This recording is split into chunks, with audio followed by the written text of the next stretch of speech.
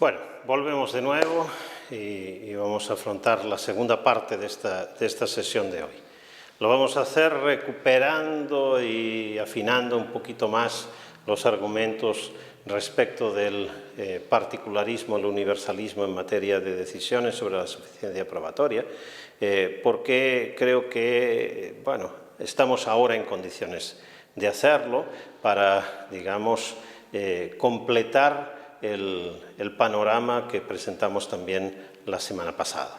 Les decía al terminar la sesión anterior que la decisión sobre el umbral de suficiencia probatoria es una decisión necesariamente contextual, de carácter político-moral y referida al contexto de toma de decisión, que en función del contexto en que se tenga que tomar la decisión cambia el grado de exigencia probatoria que estamos dispuestos a entender como requerido.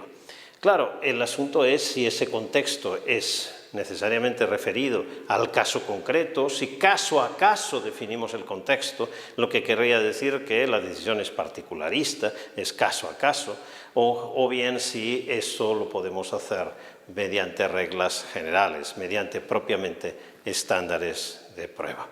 Bueno, algunos autores, muchos autores en realidad, en el ámbito de la filosofía moral, de la filosofía política, también de la filosofía del derecho y en particular de aquellos que han enfrentado también el debate sobre los estándares de prueba, han defendido el particularismo.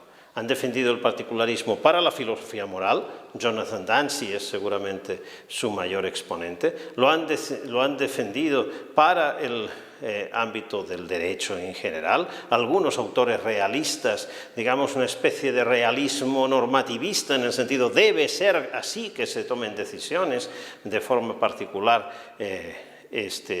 aplican en el ámbito general del derecho y muchos lo han hecho para el estándar de prueba. Lo han hecho para el estándar de prueba algunos autores específicamente debatiendo sobre estándares de prueba, Hall, Lilquist, mencionaba la semana pasada, pero también quizás podrían llevar a esto algunas tesis de otros críticos de la formulación de estándares de prueba, pero también lo han hecho, yo creo, muchísimos de los juristas que no han escrito en particular sobre este tema, que nunca se plantearon el tema, pero que cuando se les plantea el tema responden diciendo algo así como, bueno, el problema es que la suficiencia probatoria solo se puede determinar caso a caso porque las particularidades de cada caso son tan distintas que no hay modo de regularlo de manera general. Se arguye también que toda regla, es decir, cualquier norma que regulara la materia, los estándares de prueba como cualquier otra, es siempre infraincluyente y sobreincluyente. Es decir, una regla nos va a dejar siempre respecto de su razón subyacente casos que deberían estar dentro y no están, y casos que no deberían estar regulados por la norma o no deberían caer bajo la norma y sí lo están. Pensemos en algo muy simple. La razón subyacente para establecer una limitación de ocupación en un ascensor es normalmente el peso que el ascensor puede soportar, que la maquinaria de ese ascensor puede soportar. Entonces, bueno, normalmente esto se hace y se da una regla muy simple y se dice, bueno, este ascensor tiene para un máximo de 6 personas. Bueno, han calculado el peso medio de las personas y han establecido, bueno, pues el peso máximo que soporta este ascensor es de 500 kilos o de 450 kilos y dado el peso medio de las personas, pues esto nos da 6 personas. Y entonces dicen máximo 6 personas. La razón subyacente es que tenemos que no cargar el ascensor con más peso del que ese ascensor puede soportar. Pero claro, ¿qué sucede si las personas que suben a ese ascensor son unos bebés? Si 4 de las personas que suben al ascensor son bebés y 2 adultos, por ejemplo. ¿Cabría un adulto más? ¿Cabría un niño más? Bueno, si la razón subyacente es que el peso es de 450 kilos, el máximo que puede soportar, parece que ahí haber establecido el límite 6 personas nos hace que tampoco podamos responder en aplicación literal de la norma que no se puede entrar un niño más o un adulto más porque sería la 7ª persona, pero esto es sobreincluyente respecto de la razón subyacente. La razón subyacente no no abarcaría este caso, porque este caso, 4 de los que están ahí son bebés y por tanto, desde luego, están muy lejos del peso medio de las personas. Y podemos tener casos al revés, casos en los cuales la regla sea infraincluyente, es decir, deje fuera casos que en cambio debería recoger. Bueno, podríamos tener, para seguir con el ascensor, una situación en la que tengo 3 personas, pero tengo 3 personas con una obesidad mórbida tremenda, 3 personas que pesan 140 kilos cada una de ellas, 130 kilos, da igual, pongan lo que quieran. Y entonces, ¿me cabe una cuarta? Bueno, de acuerdo a la regla parece que sí, porque dice máximo 6, pero de acuerdo a la razón subyacente, en cambio, sería conveniente que no. Bueno, cualquier regla tiene este tipo de casos. Tiene casos de infrainclusión, casos de suprainclusión. Y esto puede ser tomado, pero no necesariamente como una razón para tomar las decisiones caso a caso, teniendo en cuenta las particularidades del caso concreto y no con reglas. Pero si esta es la razón que tenemos en favor del particularismo, entonces es una razón general. Esto es, debería servir para todos los casos, para todas las situaciones, no para los estándares de prueba, sino también para el tráfico, también para los ascensores, también para el derecho penal, también para todo. Porque en todos los casos, en todas las situaciones respecto de cualquier regla, vamos a tener situaciones en las que se dé infra o sobreinclusión. Jonathan Dancy planteó para la filosofía moral otra situación, otro argumento, un argumento que tiene que ver con cuáles son las propiedades relevantes de un caso para tomar la decisión. Esas propiedades relevantes, dice Jonathan Dancy, solo las podemos determinar caso a caso, porque no podemos identificar de forma universal las propiedades relevantes para hacer un juicio moral, o en este caso un juicio jurídico, porque no podemos asignar un valor universal a la presencia o ausencia de esas propiedades y porque no podemos asignar de forma universal un peso a cada propiedad. Es decir, lo que cuenta como algo positivo en un caso puede ser negativo en otro, lo que cuenta a favor en un caso puede contar a favor en contra en otro, lo que cuenta como algo muy valioso, muy positivo en un caso puede ser positivo pero menos en otro, y esto solo caso a caso lo podemos determinar. Si esto es así, entonces no podríamos tomar la decisión sobre la base de reglas generales. Pero claro, Jonathan Dancy está pensando en el ámbito de las decisiones morales. ¿Podemos trasladar esto a las cuestiones jurídicas?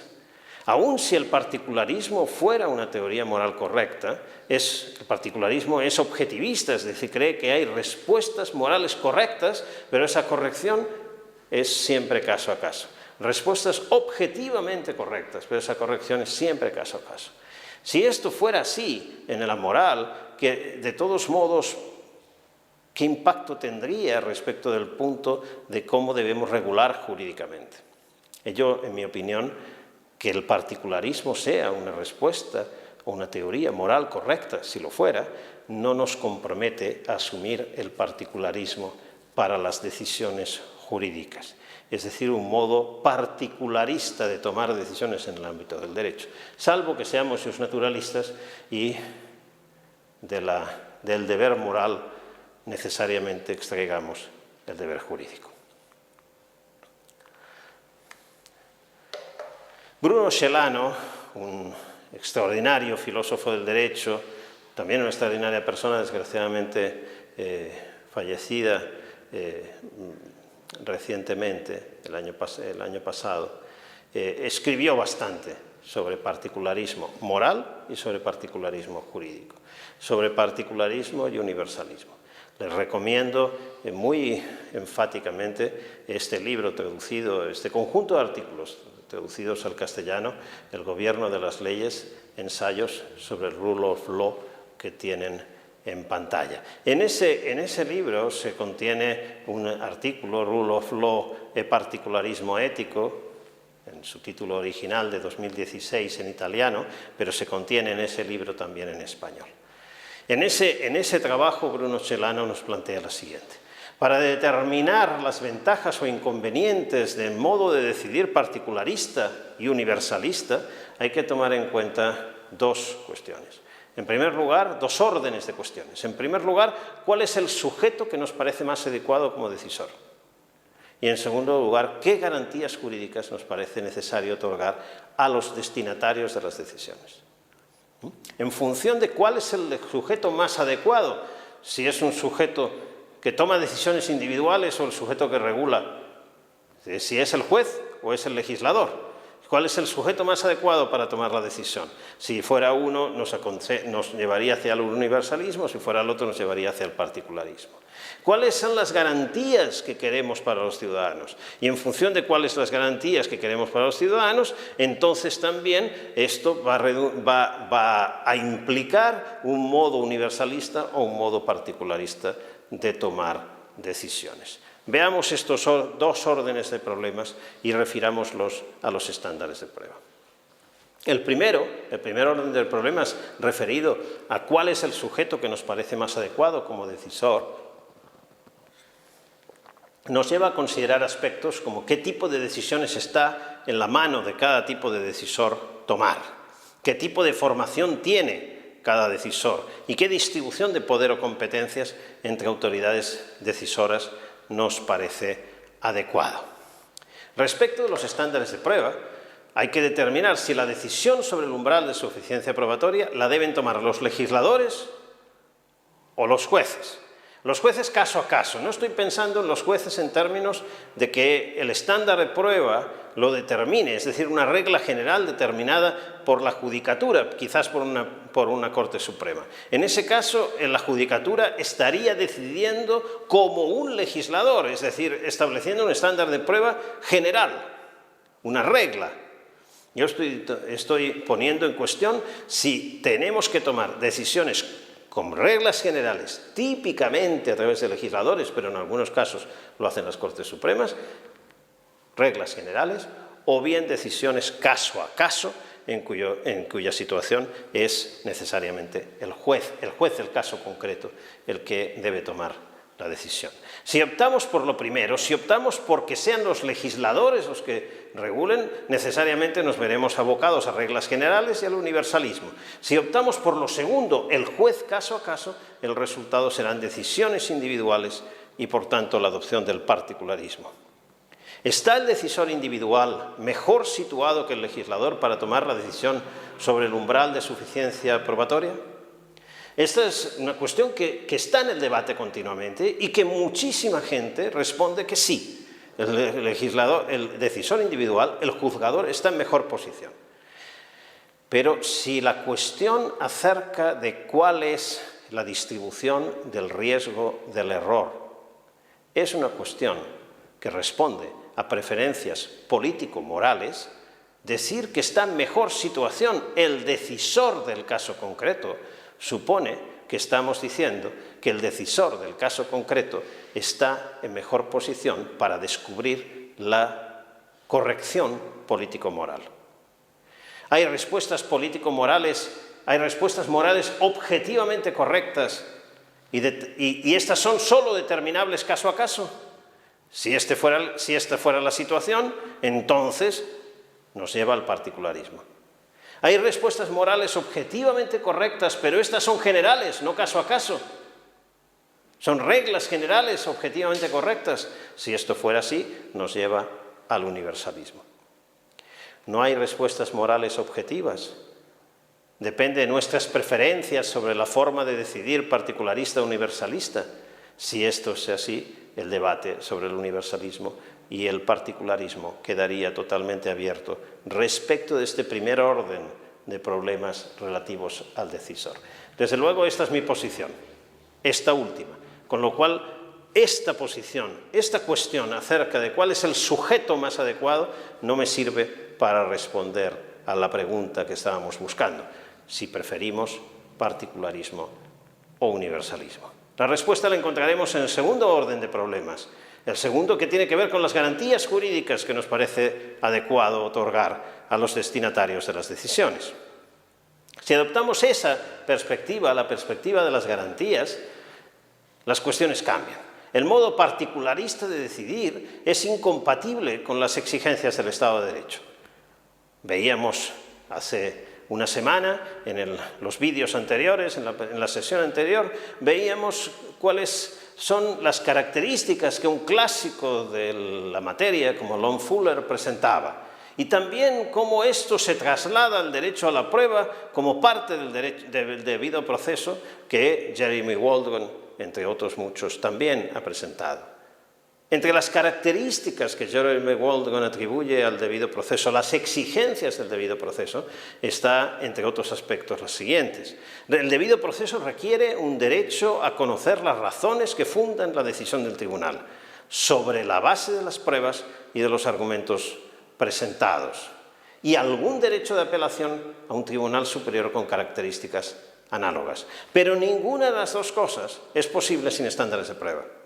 No es posible conocer las razones que fundan la decisión simplemente porque entre las que fundan la decisión tienen que estar los criterios de suficiencia probatoria. No hay manera de justificar la suficiencia probatoria sin criterios de suficiencia probatoria.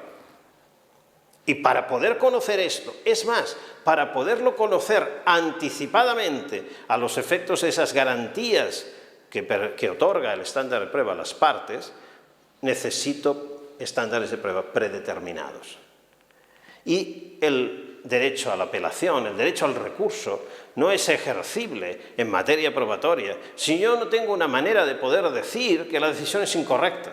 Y para poder decir que la decisión es incorrecta porque no había prueba suficiente y a pesar se me ha condenado, o porque sí había prueba suficiente y no se condenó a la otra parte, para poder alegar que hay un error respecto de la aplicación del derecho derivado de un error en materia de suficiencia probatoria, tengo que saber cuándo hay suficiencia probatoria. Si no conocemos el umbral de suficiencia probatoria, ¿cómo puedo decir que el juez se equivocó respecto de la aplicación de ese umbral? Por tanto, las exigencias del debido proceso, las exigencias del Estado de Derecho requieren de la existencia de estándares de prueba, lo que quiere decir de reglas generales que regulen el umbral de suficiencia probatoria, lo que quiere decir de reglas universales y no de particularismo. Es claro, por cierto, que en resumen, si decidir mediante reglas generales hace posible el control de la corrección, de la aplicación de la regla y limita el poder arbitrario de los órganos jurisdiccionales, como sostiene Bruno Celano, entonces, respecto de los estándares de prueba, del debate del particularismo y el universalismo en materia de estándares de prueba, no tenemos más razones a favor del particularismo y parece que tenemos, en cambio, muy buenas razones a favor del universalismo derivadas del Estado de Derecho, del debido proceso. Universalismo que nos lleva, para traducirlo en nuestros términos, a la aplicación, a la necesidad de adoptar estándares de prueba para la toma de decisiones. Esto es también la conclusión a la que ya llegaba Diamond ya en 1990. Lo contrario nos lleva a la arbitrariedad. Timothy Endicott, profesor en Oxford, hablando en general, teorizando en general sobre la arbitrariedad, nos decía que hay tres modos en que una autoridad puede comportarse arbitrariamente. Cuando las decisiones son el efecto de la voluntad ilimitada de los decisores. Cuando no está limitada por reglas la decisión. Cuando no trata de manera igual casos iguales. O cuando las decisiones son impredecibles. Pero esas tres causales de arbitrariedad se dan ambas, se dan todas ellas. Las tres, cuando no tenemos estándares de prueba. Y esto es, otra vez, lo que nos lleva al adoptar, la necesidad de adoptar una estrategia universalista a través de estándares de prueba. Es verdad lo que dicen en muchas ocasiones los juristas, dicen, bueno, fíjate que, claro, las circunstancias del caso concreto siempre son distintas, bla, bla, bla, bla, bla, bla. Ya, y en materia fiscal no. Y en materia fiscal y en materia de ingresos y de gastos, ¿no? Las circunstancias de cada contribuyente, de cada ciudadano, no son distintas. No resulta que unas personas tienen familiares enfermos y tienen que, a pesar de que han ingresado una cantidad importante de dinero, tienen gastos necesarios muy importantes y quizás el sistema no se los permite desgravar y quizás el sistema público de salud no les permite tener la asistencia sanitaria necesaria. ¿No resulta que a veces hay ingresos que uno tiene, pero que pueden haberse perdido, pueden haberse prestado, pueden haberse gastado de otras maneras, pueden incluso habérmelo robado? Ah, bueno, y esto lo tendríamos que tener en cuenta y entonces no debería pagar impuestos por ese dinero que me han quitado ilegítimamente. ¿Cómo podemos avanzar en todas estas cuestiones? ¿Cómo podemos avanzar si entendemos que las circunstancias particulares que hacen que una persona tenga más o menos ingresos, que pueda disfrutar de ellos, que tenga más o menos gastos y pueda disfrutar por tanto de sus ingresos, son específicas del caso concreto? Que la inflación de los lugares donde se vive cambia, que los costes de la vida cambian. ¿Por qué va a pagar los mismos impuestos una persona que vive en una gran ciudad con unos costes de vida más altos que vive ganando lo mismo en una zona rural que tiene costes de vida inferiores, por ejemplo? Y así sucesivamente. Entonces tenemos buenas razones para el particularismo en impuestos. No hagamos reglas generales y que sea la administración la que decida caso a caso cuánto debe pagar cada contribuyente. ¿Les parece? No he oído a nadie plantear que sería conveniente, porque las circunstancias del caso son particulares, son específicas de cada caso individual y por tanto no pueden hacerse reglas generales, que sería conveniente que en materia tributaria no tengamos reglas generales, sino que sea la administración quien tome la decisión de cuánto debe pagar cada contribuyente, teniendo en cuenta las razones particulares de ese contribuyente, del caso concreto de ese contribuyente. Y si no lo sostenemos para el derecho tributario, a pesar de que las razones serían las mismas, ¿por qué lo sostenemos para el ámbito de la prueba y del razonamiento probatorio y en específico del problema de los estándares de prueba? Creo que lo que no se justifica en un caso no se justifica en el otro. Evidentemente, si los impuestos se decidieran caso a caso y a posteriori por la administración, no tendríamos previsibilidad de las decisiones y la falta de previsibilidad haría que no se respetara el Estado de Derecho. En ese ámbito, como tampoco en el de los estándares de prueba. Dejemos en todo caso la discusión teórica y pasemos a ver qué sucede en la práctica. Y si vamos a la práctica, tenemos en realidad un escenario en nuestros países en la que habitualmente los legisladores no formulan estándares de prueba, es decir, nuestros códigos procesales no contienen estándares de prueba, muy escasamente. Los juzgadores deciden muy habitualmente sin explicitar el umbral de suficiencia probatoria, ni siquiera para el caso concreto. Es decir, el juzgador dice, valorando la prueba, que hay prueba suficiente, que hay prueba, por ejemplo, incluso más allá de todo lo razonable, sin determinar cuáles son los criterios de razonabilidad de la duda, sin determinar cuál es el umbral de suficiencia probatoria. Tampoco, en otros casos, ni siquiera tenemos una etiqueta como el más allá de todo razonable. ¿Cuánto es la prueba suficiente para la prisión preventiva? ¿Cuánto es la prueba suficiente para la medida cautelar de embargo preventivo en un caso civil por deudas? ¿Cuál es la medida suficiente para una condena civil o para una condena laboral?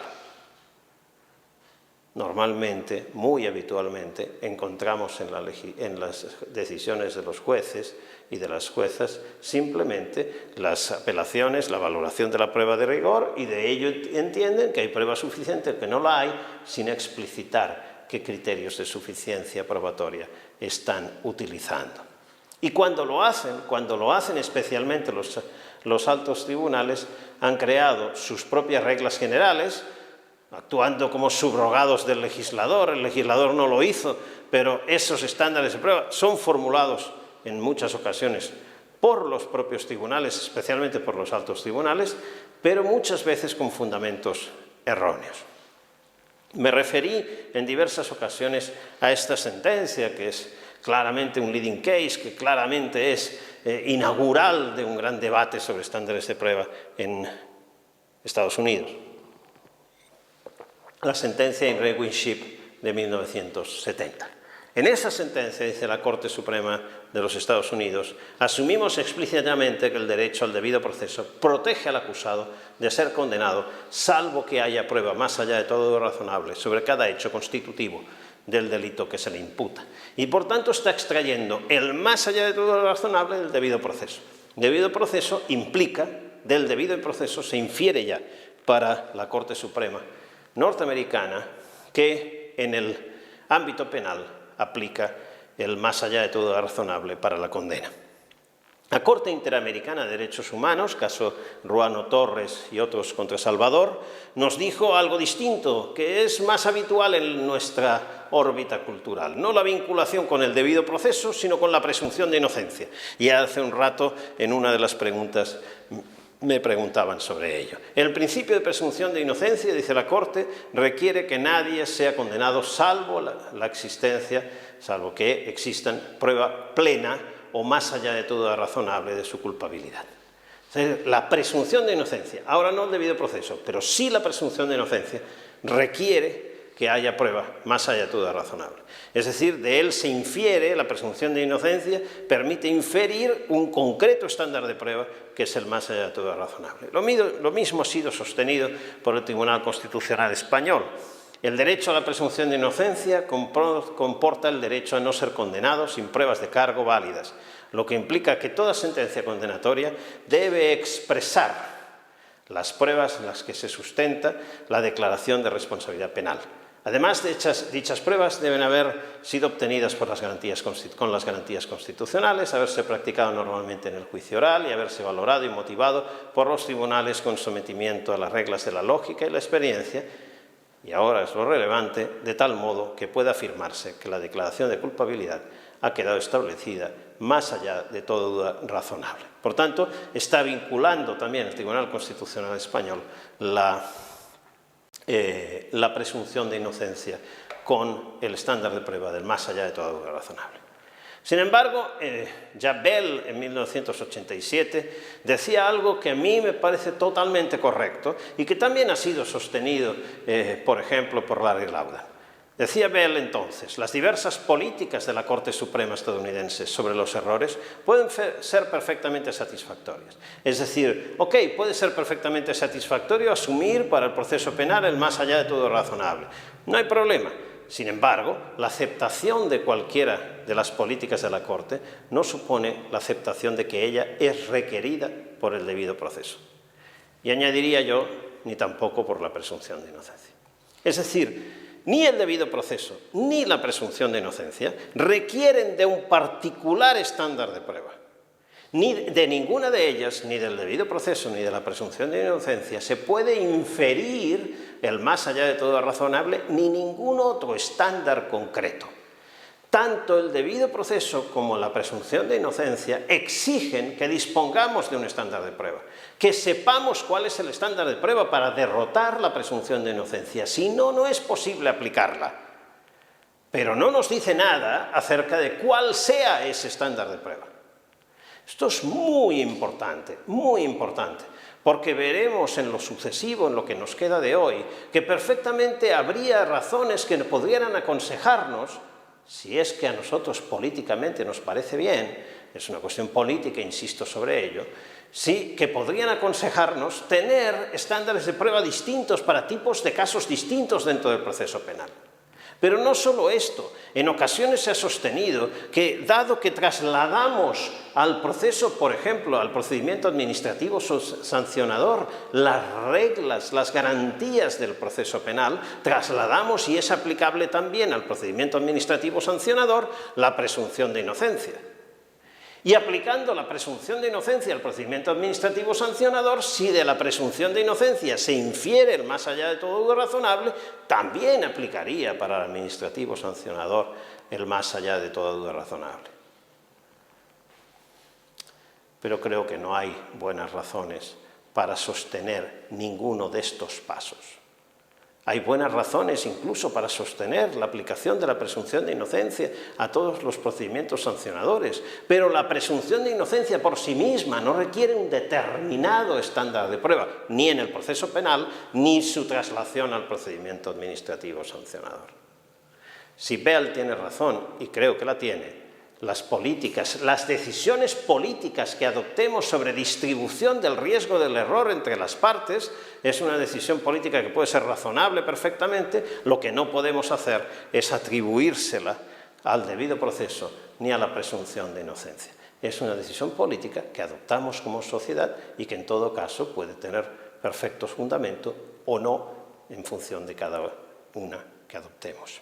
Pero si es una decisión política, hay que entender que ni la epistemología ni la información empírica sobre el funcionamiento de nuestros sistemas jurídicos y de justicia pueden ser de ayuda para el diseño procesal.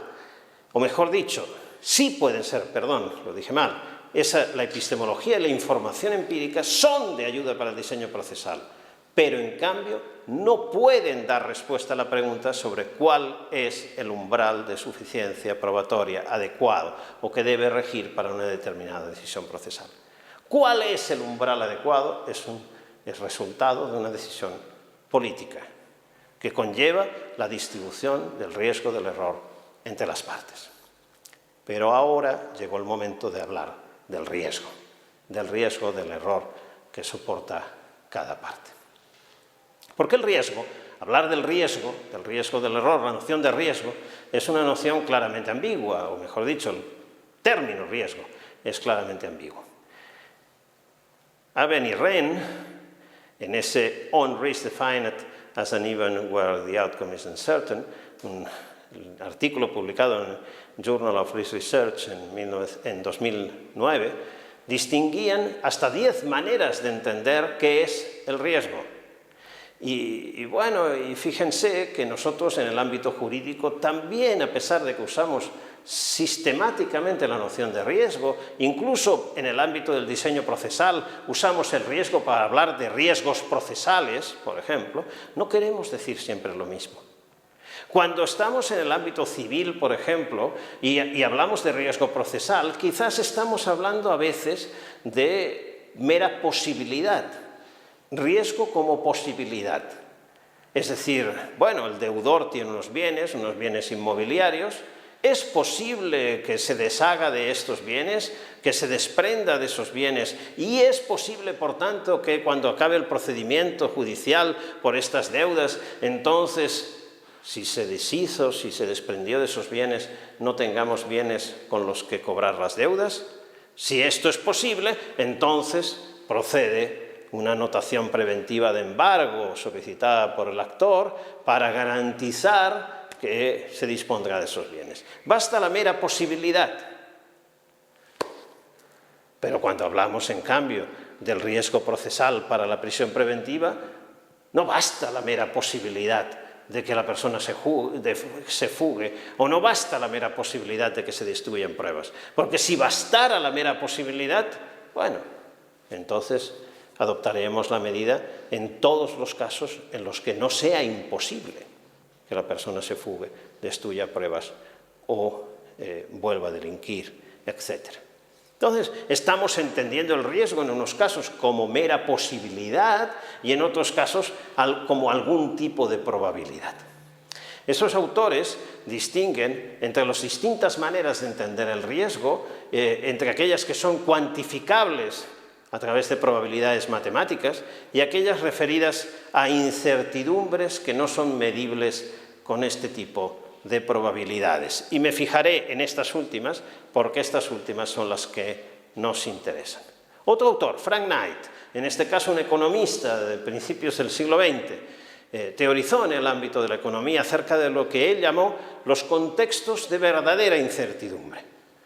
Estos contextos se caracterizarían por ser contextos en que tenemos escasez de información sobre el impacto de las decisiones o acciones en el mundo. Y ese impacto depende de la interacción con otras muchas variables, incluidas otras decisiones humanas dependientes de la voluntad de muchos individuos, en los que, por tanto, no son aplicables los axiomas de la probabilidad matemática. Fíjense que el riesgo de error asociado a los estándares de prueba, ese riesgo no es cuantificable, no se le aplica la probabilidad matemática. Ese riesgo hemos estado explicando, hasta aquí he estado explicando la primera parte, es un riesgo que depende de muchas variables, de las prácticas de la policía, de las prácticas de la fiscalía, de otras reglas procesales, incluso de reglas sustantivas, de muchas cosas, de cómo funcionan los actores en el proceso, de cómo deciden los jueces, depende de muchas cosas, de la interacción de muchas variables y de acciones que dependen de la voluntad de muchos seres humanos. Por tanto, los estándares de prueba serían, en términos de Knight, se producirían en contextos de verdadera incertidumbre. Además, hay que añadirle las cuestiones dinámicas, ¿no? Desde un punto de vista estático, la distribución de errores es el resultado de estándares de prueba y de otras tantas reglas procesales, de prácticas de los operadores del sistema, de curvas de genuinos culpables e inocentes. Hemos visto esto en la primera parte de hoy. Por ello, dos sistemas con el mismo estándar de prueba pueden dar lugar a distribuciones de errores distintas. Y dos sistemas con distintos estándares de prueba pueden dar lugar a la misma distribución de errores. Porque esto depende de cómo inciden las otras piezas del mecanismo, las otras piezas del sistema. Pero además, desde un punto de vista dinámico, la determinación del estándar de prueba puede desencadenar modificaciones en las prácticas de los operadores que produzcan distribuciones de errores distintas de las que habíamos esperado estáticamente. Es esa situación en que les comentaba, por ejemplo, acerca de la adaptación, en el ejemplo de los estudiantes, que cuando bajo las exigencias, ellos también bajan el esfuerzo. Si yo tenía la expectativa que bajar las exigencias produjera más aprobados, eso no se produce porque con la bajada del esfuerzo también baja el rendimiento de los estudiantes. Claro, si yo bajo el estándar, tengo la expectativa que tendré más condenados, pero esto no necesariamente se produce. Si empeoran a partir de la bajada del estándar, esto desencadena un peor desempeño de los órganos investigativos, policías y fiscalías. Lo que sí puedo afirmar, a partir de esa noción, de una noción de riesgo como la señalada, tomando la idea de Knight, es que un estándar de prueba más exigente disminuye el riesgo de condena falsa y aumenta el riesgo de absolución falsa. Y a la inversa, un estándar de prueba más bajo o menos exigente aumenta el riesgo de condena falsa y disminuye el riesgo de absolución falsa. Situar el estándar en un punto u otro hace que, cuando yo sitúo el estándar en un cierto nivel, en un cierto umbral, ahora para otra vez solo efectos pedagógicos, si sitúo el umbral a partir del 0,7, lo que estoy diciendo es que si se alcanza ese umbral de suficiencia probatoria, procede la condena. Y en ese caso, si la decisión es errónea, el riesgo que se corre lo está corriendo la defensa, el imputado. Es decir, el riesgo del error está sobre las espaldas del imputado. Cuando en cambio estamos por debajo del estándar, cuando estamos por debajo del 0,7, entonces procede la absolución.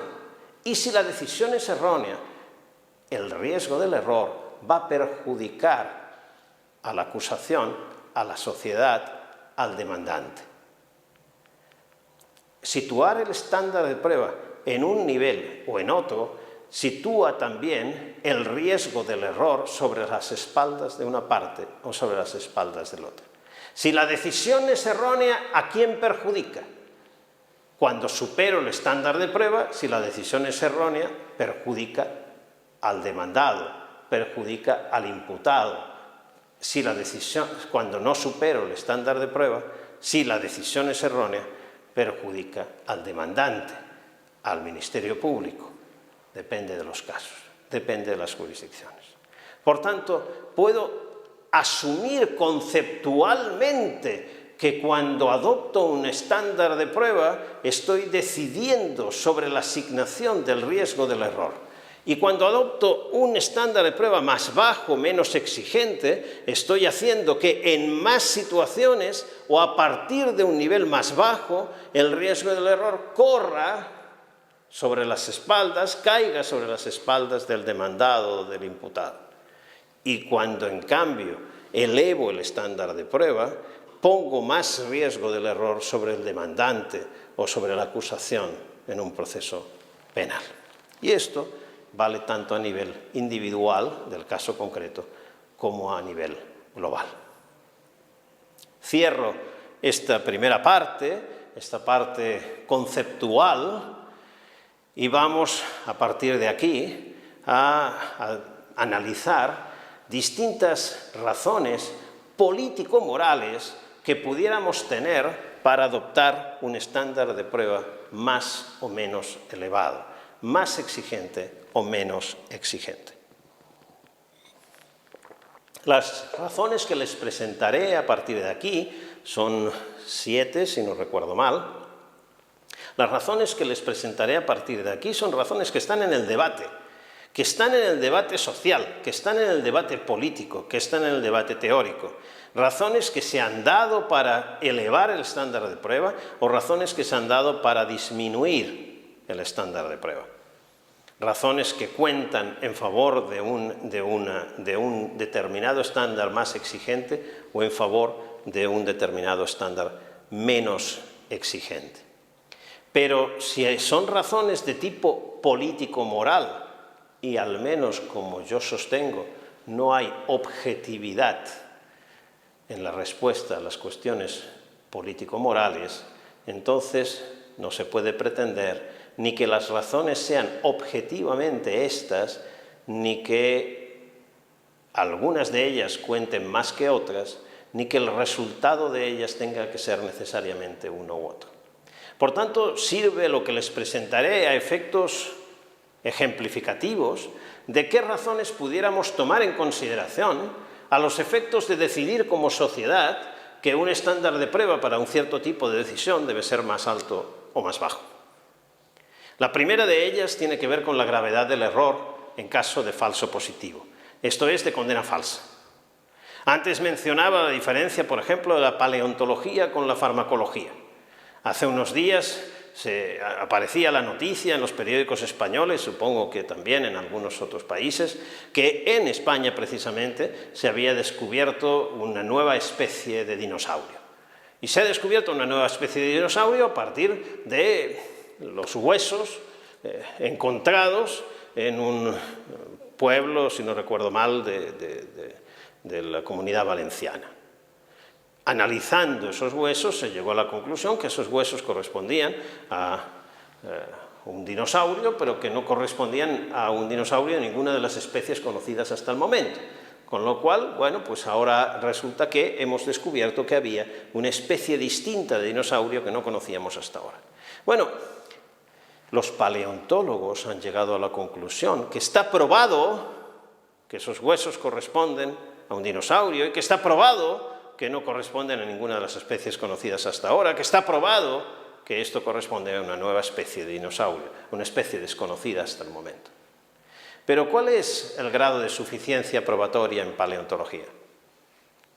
Probablemente podríamos asumir que en esa disciplina, como la gravedad del error de falso positivo, es decir, de entender que está probado algo cuando en realidad es falso, o del error del falso negativo, entender que no está probado algo cuando en realidad sí es verdadero, esos dos errores valen lo mismo, es decir, no tenemos una preferencia por un tipo de errores respecto del otro, etcétera, etcétera. Bueno, quizás en paleontología entonces por esas razones opera algo parecido a un estándar de probabilidad prevaleciente. Es decir, si la hipótesis de que estos huesos son de dinosaurio es más probable que su contraria, aceptamos que está probado que son de dinosaurio. Si la hipótesis de que pertenece a una especie distinta de todas las conocidas, por ejemplo, una nueva especie, es más probable que su contraria, aceptamos que está probado. Pero lo mismo valdría en farmacología. Si la hipótesis de que esta vacuna para el COVID es más probablemente beneficiosa que perjudicial, o que la hipótesis de que no tiene efectos secundarios graves es más probable que la hipótesis de que sí los tiene. Es solo más probable, incluso poco más probable que la otra.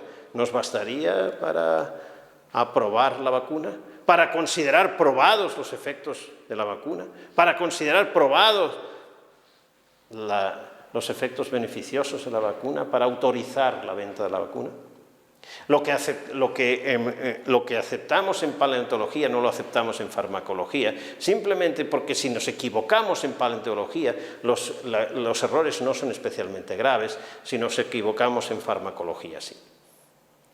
La gravedad del error en caso de falso positivo, esto es, de que decidamos que está probado lo que es falso, es un elemento fundamental.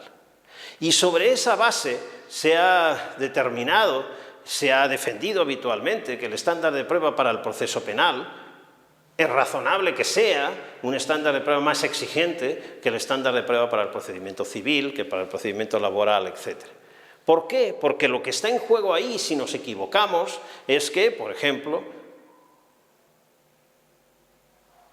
condenamos a pena de muerte a una persona allá donde existe la pena de muerte, o le privamos de su libertad allá donde existe para todos los casos en que se prevé la privación de libertad. La privación de libertad es una cosa muy seria. Meter a la gente en la cárcel es una cosa muy seria, mucho más seria que una condena civil que pueda representar, por ejemplo, una indemnización, un daño pecuniario. Como la gravedad del error del falso positivo es mucho mayor, entonces el estándar de prueba debería ser más exigente. ¿Cuán grave es el error del falso positivo? Depende del bien afectado, la libertad, el patrimonio, la vida. ¿Y cuán grave es esa afectación? Claro, se puede afectar a la libertad con 20 años de cárcel o se puede afectar a la libertad con 3 fines de semana de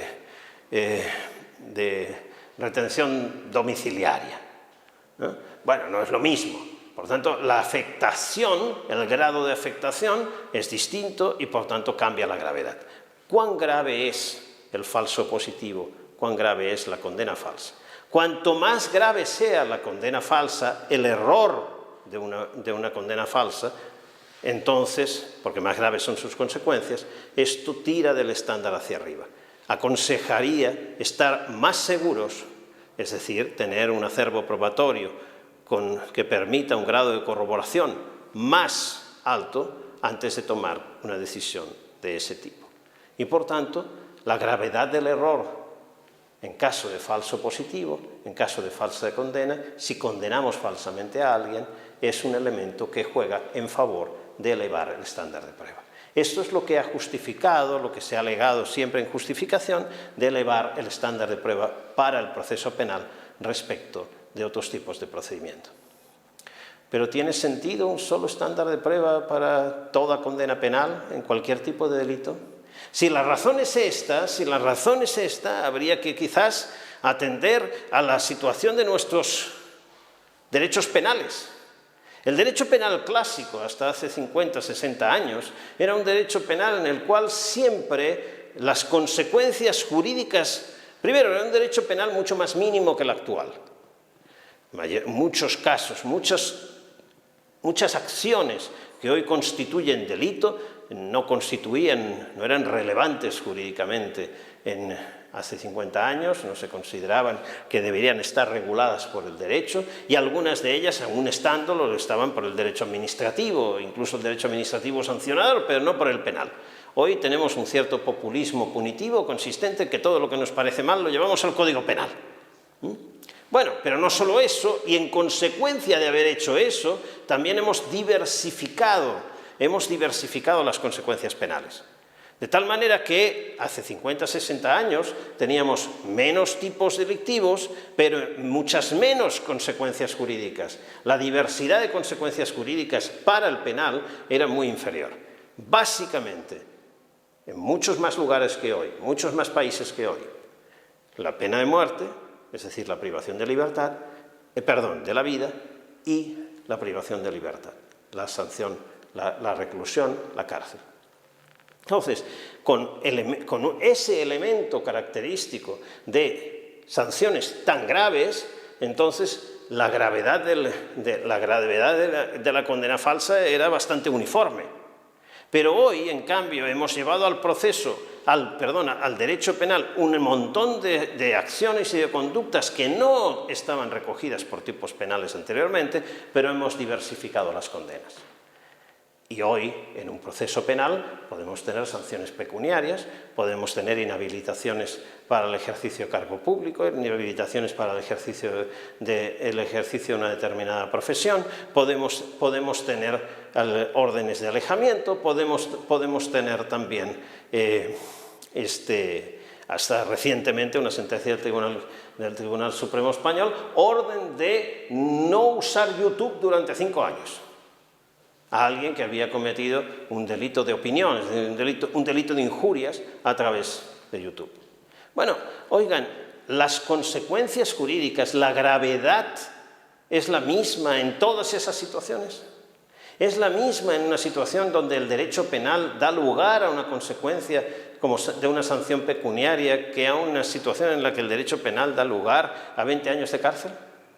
Una sanción en lo penal a una multa es necesariamente más grave que la consecuencia jurídica en el procedimiento civil de la retirada de la patria potestad. Si la respuesta es que no, si atendemos a las cuestiones propiamente de la gravedad, si la respuesta es que no, entonces no necesariamente, esta era otra pregunta que se formuló la semana pasada, no necesariamente el estándar de prueba para el proceso penal, incluso para la decisión final en el proceso penal, debiera ser necesariamente el mismo. No necesariamente. Es una cuestión que podemos decidir como sociedad. Y esto otra vez es importante una vez desvinculamos el estándar de prueba del debido proceso, in re winship, o de la presunción de inocencia como hacen nuestros altos tribunales. Una vez nos damos cuenta que el estándar de prueba no se infiere de la presunción de inocencia, podría suceder que por más que se aplica la presunción de inocencia tanto a los casos que dan lugar a una sanción pecuniaria como a los casos que dan lugar a una privación de libertad, como a los casos que dan lugar todavía, desgraciadamente, en algunos países a la pena de muerte, los estándares de prueba no tendrían por qué ser necesariamente los mismos en todos esos casos, porque la gravedad de lo que está en juego es distinta. ¿Tiene sentido un solo estándar de prueba para todo procedimiento administrativo? ¿Es lo mismo una multa de tráfico que una cuestión de la retirada, por ejemplo, de una licencia para una mina en un procedimiento ambiental? ¿Es lo mismo una decisión administrativa sancionatoria respecto de un funcionario público que le impone una sanción de 2 meses de privación de sueldo que una decisión en materia fiscal? Bueno, creo que, sinceramente, el procedimiento administrativo incluye, el derecho administrativo incluye cuestiones tan diversas que por más que podamos trasladar en aquello que tiene que ver con el administrativo sancionador el principio de presunción de inocencia, también en esos ámbitos la presunción de inocencia no implica un concreto estándar y por tanto perfectamente pudiéramos tener estándares distintos en ese ámbito administrativo en función de la gravedad de lo que está en juego en cada tipo de decisión. Nada tiene que ver, en mi opinión, por ejemplo, una decisión administrativa en materia de defensa de la competencia con una decisión administrativa en materia de derecho sancionador por no asistir al trabajo a un funcionario público. ¿Tiene sentido un solo estándar de prueba para el proceso civil atendiendo a esta primera razón? ¿Es lo mismo un procedimiento civil en el que se determina que alguien debe pagar los últimos 3 meses de la renta de un alquiler que un procedimiento civil en el que quizás lo que está en juego es la retirada de la patria potestad o la incapacitación de un sujeto o el internamiento forzoso? En los Estados Unidos respondieron a esto que no y crearon un estándar de prueba intermedio entre el más allá de todo lo razonable y la probabilidad prevaleciente, el llamado the Clear and Convincing evidence, es decir, prueba clara y convincente. Bueno, me parece una fórmula, otra vez, extremadamente vaga, pero la idea de que hay ciertos casos en los cuales dentro del proceso civil lo que está en juego es mucho más relevante y tenemos que tener un estándar de prueba más alto porque la gravedad de la condena falsa, si nos equivocamos, es muy alta. Entonces, esa idea me parece correcta. Si todo esto es así, deberíamos ir hacia una cierta diversificación de los estándares de prueba, también para las decisiones finales, y no solo a una idea vinculada a la jurisdicción. Para la jurisdicción penal, el estándar de prueba siempre el mismo, más allá de todo razonable. Para la jurisdicción civil, siempre el mismo. Por ejemplo, probabilidad prevaleciente. Creo que tenemos que ir a una mayor diversificación, sin exagerar, porque si tuviéramos 200 estándares de prueba distintos seguramente sería ingestionable. Entonces encontremos un punto medio en el cual sea razonable movernos. Claro, si esto es así, esto aplica, si lo que estoy explicándoles es correcto, esto aplica para la condena. Fíjense, la gravedad, las razones que tenemos para elevar el estándar de prueba, por ejemplo en el proceso penal, tienen que ver con la gravedad de la condena falsa, es decir, con la gravedad con la que de las consecuencias si condenamos a un inocente. Pero el Tribunal Supremo Español ha venido sosteniendo una idea un tanto extraña. Dice el tribunal, hemos señalado que las circunstancias modificativas de la responsabilidad cuya carga probatoria compete a la parte que las alega deben estar tan acreditadas como el hecho delictivo mismo. Esta expresión debe estar tan acreditadas como el hecho delictivo mismo pudiera entenderse al menos de dos maneras. Deben estar probadas, pero el estándar de prueba no necesita ser el mismo que el del hecho delictivo. Es decir, no tendríamos razones para imponer el estándar de prueba del más allá de todo duda razonable respecto de las circunstancias eximentes o excusatorias de la responsabilidad penal. Pero también está otra interpretación. Tan acreditadas quiere decir acreditadas al mismo nivel, lo que haría que, y esto es lo que ha venido haciendo el Tribunal Supremo, que aplicaríamos el mismo estándar para la prueba de la culpabilidad que para la prueba de las circunstancias favorables a la defensa, favorables al imputado. Si tenemos razones para elevar el estándar de prueba derivadas de la gravedad de la condena falsa, estas no aplican para elevar el estándar de prueba para las situaciones que no dan lugar a una condena falsa, sino quizás a una absolución falsa, pero no a una condena falsa. Y por tanto, ahí habría un error de concepto. El mismo error de concepto que tiene el Tribunal Europeo de Derechos Humanos. El Tribunal Europeo de Derechos Humanos requiere que si la sentencia es absolutoria en el proceso penal, el sujeto sea tratado como inocente del delito del que se le acusaba en toda interacción posterior con el Estado, no solo en el ámbito penal. Es decir, el Estado debe tratar como inocente a ese sujeto en cualquier otra interacción. Y esto tiene extrañas consecuencias. Déjenme que les cuente uno de estos casos, el caso Stavropoulos contra Grecia, decidido en el 2017. Este era un caso en el que el señor Stavropoulos había pedido el acceso a una vivienda pública que, de acuerdo a un plan de vivienda establecido en Grecia en ese momento, se prestaba a personas que no tuvieran acceso a otra vivienda, que no tuvieran en propiedad en la misma región otra vivienda en la que pudieran vivir. Y en esos casos se les ofrecía una vivienda pública de bajo coste. Eso suponía que la persona que solicitaba esa prestación de vivienda pública tenía que hacer una declaración jurada de que no tenía en propiedad ninguna otra vivienda en la región. El señor Stavropoulos solicitó la vivienda, le fue concedida la vivienda después de que hizo la declaración jurada de que no tenía ninguna otra vivienda en la región. Parece que por algún problema vecinal no se llevaba bien con algún vecino, y algún vecino que el señor Stavropoulos le molestaba mucho, pues decidió demandarle, después de que el vecino supo que el señor Stavropoulos sí tenía otra vivienda en propiedad en la región, de tal manera que su declaración jurada era una declaración falsa. Entonces se inicia un procedimiento administrativo para retirarle la vivienda, pero también se inicia un procedimiento penal por falsedad en documento público. En el caso del procedimiento penal, el señor Stavropoulos fue absuelto finalmente porque se consideró que no había dolo en su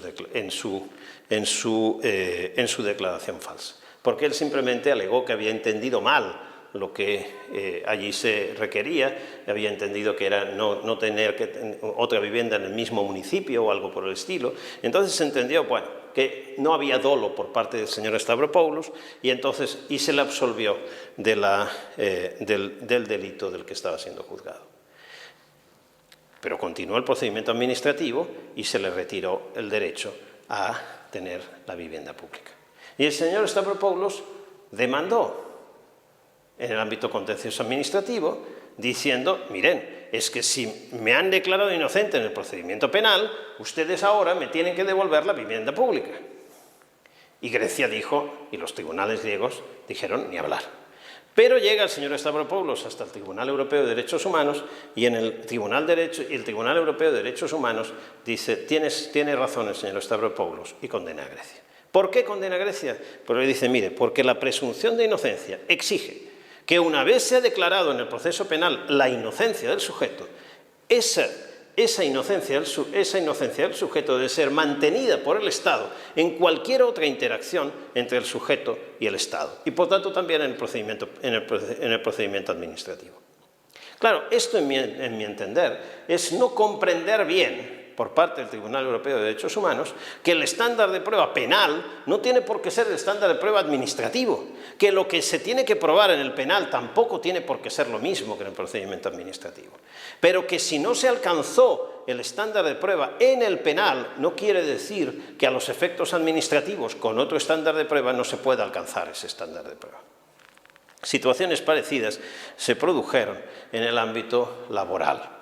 En otros casos, donde una persona que había sido acusada de haber cometido un robo, trabajador de una empresa de seguridad que llevaba una especie de estas camionetas blindadas que mueven dinero de un banco a otro, de un comercio a otro, y esa persona, por la empresa había detectado que faltaba dinero, habían conseguido pruebas de que el señor X es el que se llevaba el dinero, y por un lado lo despidieron y por otro lado lo acusaron penalmente de ese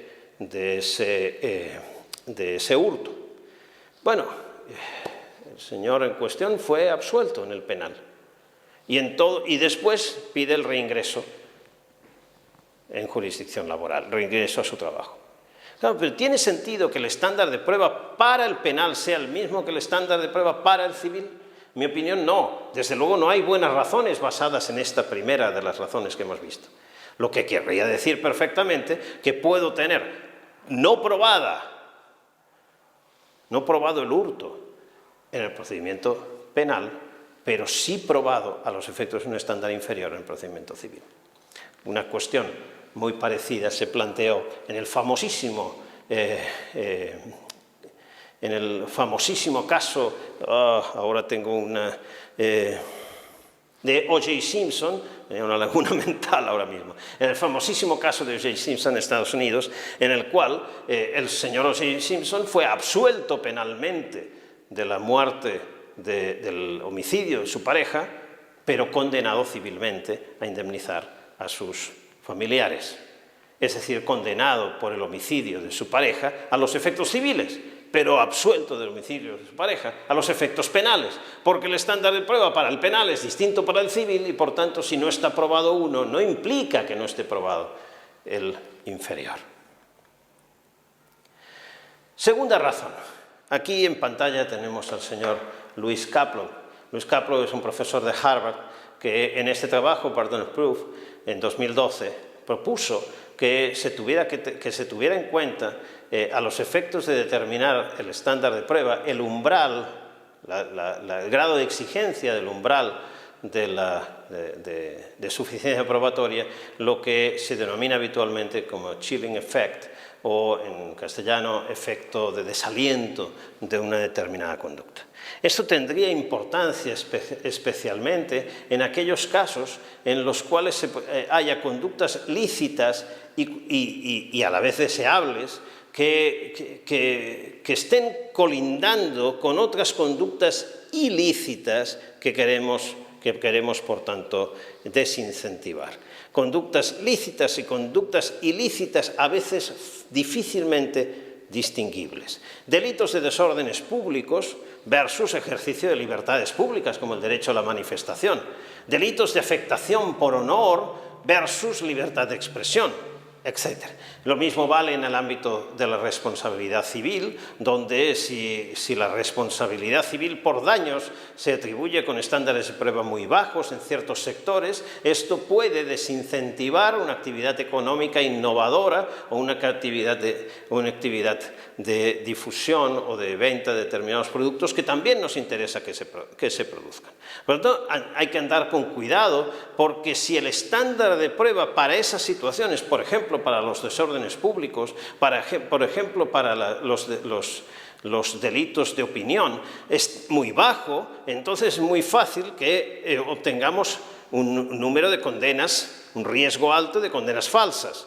Y esas condenas falsas desincentivan el ejercicio de los derechos, desincentivan el ejercicio de los derechos de manifestación, para el caso de la confluencia con los desórdenes públicos. Desincentivan el ejercicio del derecho a la libertad de expresión, porque uno corre un grave riesgo de ser condenado por delitos de opinión, y así sucesivamente. Desincentivan el ejercicio de la innovación y de la economía innovativa si tenemos un grave riesgo de tener que responder por daños, y además de tener que responder por daños falsamente, porque daría lugar un estándar bajo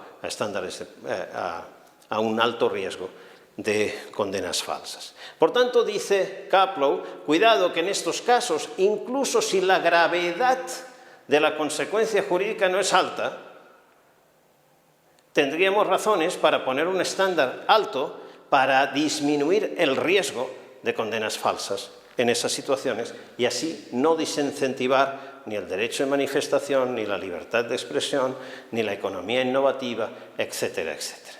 El chilling effect es también, por tanto, un elemento importante a considerar. Tercera, la gravedad del error de las absoluciones falsas. Claro, sea para el penal, que para el civil, que para el laboral, que para el administrativo, etcétera, tenemos un interés, evidentemente, en evitar falsos negativos, en evitar falsas condenas. Sí, tenemos interés en evitar falsas condenas, pero también tenemos interés en evitar falsos negativos, es decir, falsas absoluciones. También tenemos interés en evitar absolver a un culpable en el proceso penal. También tenemos interés en evitar absolver a un culpable de haber producido daños a otro en un procedimiento civil. También tenemos interés en evitar absolver a un trabajador culpable de la infracción que se le está acusando, por la cual, por ejemplo, la empresa decidió despedirlo. Es decir, para que el derecho funcione, necesitamos que la aplicación de las normas jurídicas se corresponda con la verdad, tanto en un sentido como en el otro, tanto condenando a los culpables como absolviendo a los inocentes. Si esto es así, entonces, claro, hay que asumir que un estándar de prueba muy exigente aumenta el riesgo de absoluciones falsas. Cuál sea la gravedad del error del falso negativo, es decir, de la absolución falsa, depende de una multitud de variables. Muy principalmente del tipo de decisión jurídica a adoptar. Por ejemplo, si es una decisión final, una decisión intermedia del procedimiento, si es una decisión que cierra el debate o que no, que puede ser recurrida o que no puede ser recurrida. Y también, desde luego, de lo que está en juego en esa decisión. Por ejemplo, no es lo mismo lo que está en juego si me equivoco falsamente en una prisión preventiva o si me equivoco falsamente en una orden de alejamiento. Claro, cuál sea el error en este caso de la absolución, de no adoptar la decisión, a pesar de que la persona sí cometió los hechos, tiene cuál sea la gravedad, es dependiente del tipo de consecuencia jurídica y, por tanto, esto debe ser también considerado. Las consecuencias del error pueden ser para una víctima, si estamos hablando de consecuencias personales, o pueden ser para la sociedad, o pueden ser para ambas. Si la primera y la tercera razón para decidir sobre el umbral de exigencia probatoria nos parecen equivalentes, la doctrina mayoritaria entiende que deberíamos optar por un estándar de prueba de preponderancia de la prueba. Esto es, si la gravedad del daño, si nos equivocamos condenando, es equivalente a la gravedad del daño si nos equivocamos absolviendo, entonces deberíamos optar por un estándar que no privilegie entre esos dos tipos de errores. Y el estándar que no privilegiaría, que sería equo respecto de los dos tipos de errores, sería el de la preponderancia de la prueba. Sería el único que no daría una preferencia por uno de estos errores. Sin embargo, Bell, al que ya me he referido en diversas ocasiones en esta sesión, mostró que la carga de la prueba desequilibra siempre la balanza de la distribución del riesgo del error. Siempre, porque en situación en que, aunque apliquemos el mismo estándar a ambas, puede suceder que no esté probado ni lo uno ni lo otro, porque simplemente no hay prueba suficiente para superar el estándar ni de la hipótesis del demandado, ni prueba suficiente de la hipótesis del demandante. Y en esa situación en que hay falta de prueba suficiente por ambas partes, la carga de la prueba me dice quién pierde si no hay prueba suficiente. Uno de los dos pierde y, por tanto, ese que pierde el proceso a falta de prueba suficiente corre con un mayor riesgo de error en el proceso. Es decir, le situamos sobre sus espaldas el riesgo del error. Si la decisión es errónea, ¿a quién perjudica? Al que tiene la carga de la prueba. Para otorgar a las partes un trato igualitario, basta un estándar de prueba aplicable a las hipótesis de ambas partes que sea el mismo. Es decir, como decía antes el Tribunal Supremo Español, supongamos, para la hipótesis de la culpabilidad en el proceso penal, más allá de todo razonable. Para la hipótesis de la condena, de la hipótesis de la inocencia en el proceso penal, más allá de todo razonable. Para ambas hipótesis de la acusación y de la defensa, el mismo estándar. Trato a las dos partes ecuamente, si es que esto se justifica sobre la base de la gravedad de un error y del otro. Pero evidentemente la carga de la prueba desequilibra, porque si no está probado ni una cosa ni la otra, si no está probada ni la inocencia ni la culpabilidad, la carga de la prueba en el proceso penal me dice que hay que absolver, lo que quiere decir que en esos supuestos el riesgo del error lo está corriendo la acusación. Si hay un error, ¿a quién perjudica? A la acusación, a la sociedad, si se quiere. Por tanto, evidentemente, está siempre la carga de la prueba desequilibrando. La única manera en que la carga de la prueba no desequilibre el riesgo del error entre las partes sería si se optara por un non-liquid. Más velozmente, para intentar acabar en estos distintos requisitos o distintas razones políticas para adoptar un estándar de prueba u otro, vamos a ir sobre los últimos. Las dificultades probatorias de ciertos tipos de casos. Las dificultades probatorias que típicamente enfrentan ciertos tipos de casos pueden tomarse en consideración también y han sido mencionadas y propuestas para adoptar un estándar de prueba no especialmente alto. Es decir, para bajar el estándar de prueba requerido para esos casos donde es muy difícil alcanzar un estándar de prueba muy elevado. Ejemplos de ciertos tipos de delitos sexuales, me estoy refiriendo fundamentalmente a las violaciones, a las agresiones sexuales, de corrupción, delitos de lesa humanidad, han sido ejemplos que se han traído sobre el tapete para poder mostrar que en esas circunstancias, esos tipos de casos, insisto, tipos de casos, no casos concretos, no estamos en el particularismo, esos tipos de casos serían casos en los que habría razones para bajar el estándar de prueba, para poder conseguir que se puedan probar y no generar una gran impunidad en esas situaciones. Pero cuidado, atiéndase bien, el diseño procesal, ya lo hemos visto, es una maquinaria muy compleja. Bajar el estándar de prueba no es la única solución. Y además hay que tener en cuenta los efectos dinámicos de bajar el estándar de prueba.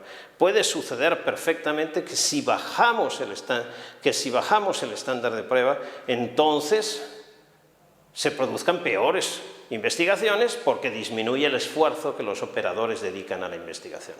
Esto ha sido destacado especialmente para los delitos sexuales por un trabajo de José Luis Ramírez Ortiz publicado en Quaestio Facti número 1. Claro, este argumento debe distinguirse de lo que ha sostenido, por ejemplo, la Corte Suprema colombiana en la sentencia 2287 de 2018.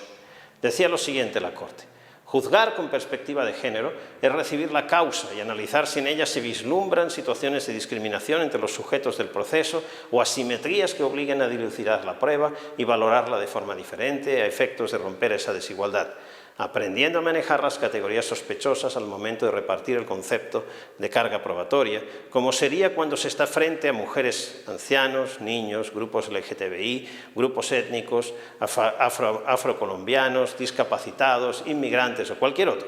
Es decir, tener conciencia de que esta situación diferencial, por la especial posición de debilidad manifiesta, el estándar, en esas situaciones el estándar de prueba no debe ser igual, ameritando en muchos casos el ejercicio de facultad de deber del juez para aplicar la ordenación de prueba de manera oficiosa. Aquí hay un montón de cosas mezcladas, un montón de cosas, entre otras la idea de que cuando se juzga con perspectiva de género o con perspectiva de LGTBI o con perspectiva étnica o con perspectiva de niñez o con perspectiva de ancianidad, o ya no sé cuántas perspectivas más, cuando se enfrenta a esos tipos de situaciones, cuidado que la desigualdad entre las partes, el hecho de que sean grupos desfavorecidos, aconsejaría que el estándar de prueba no sea igual.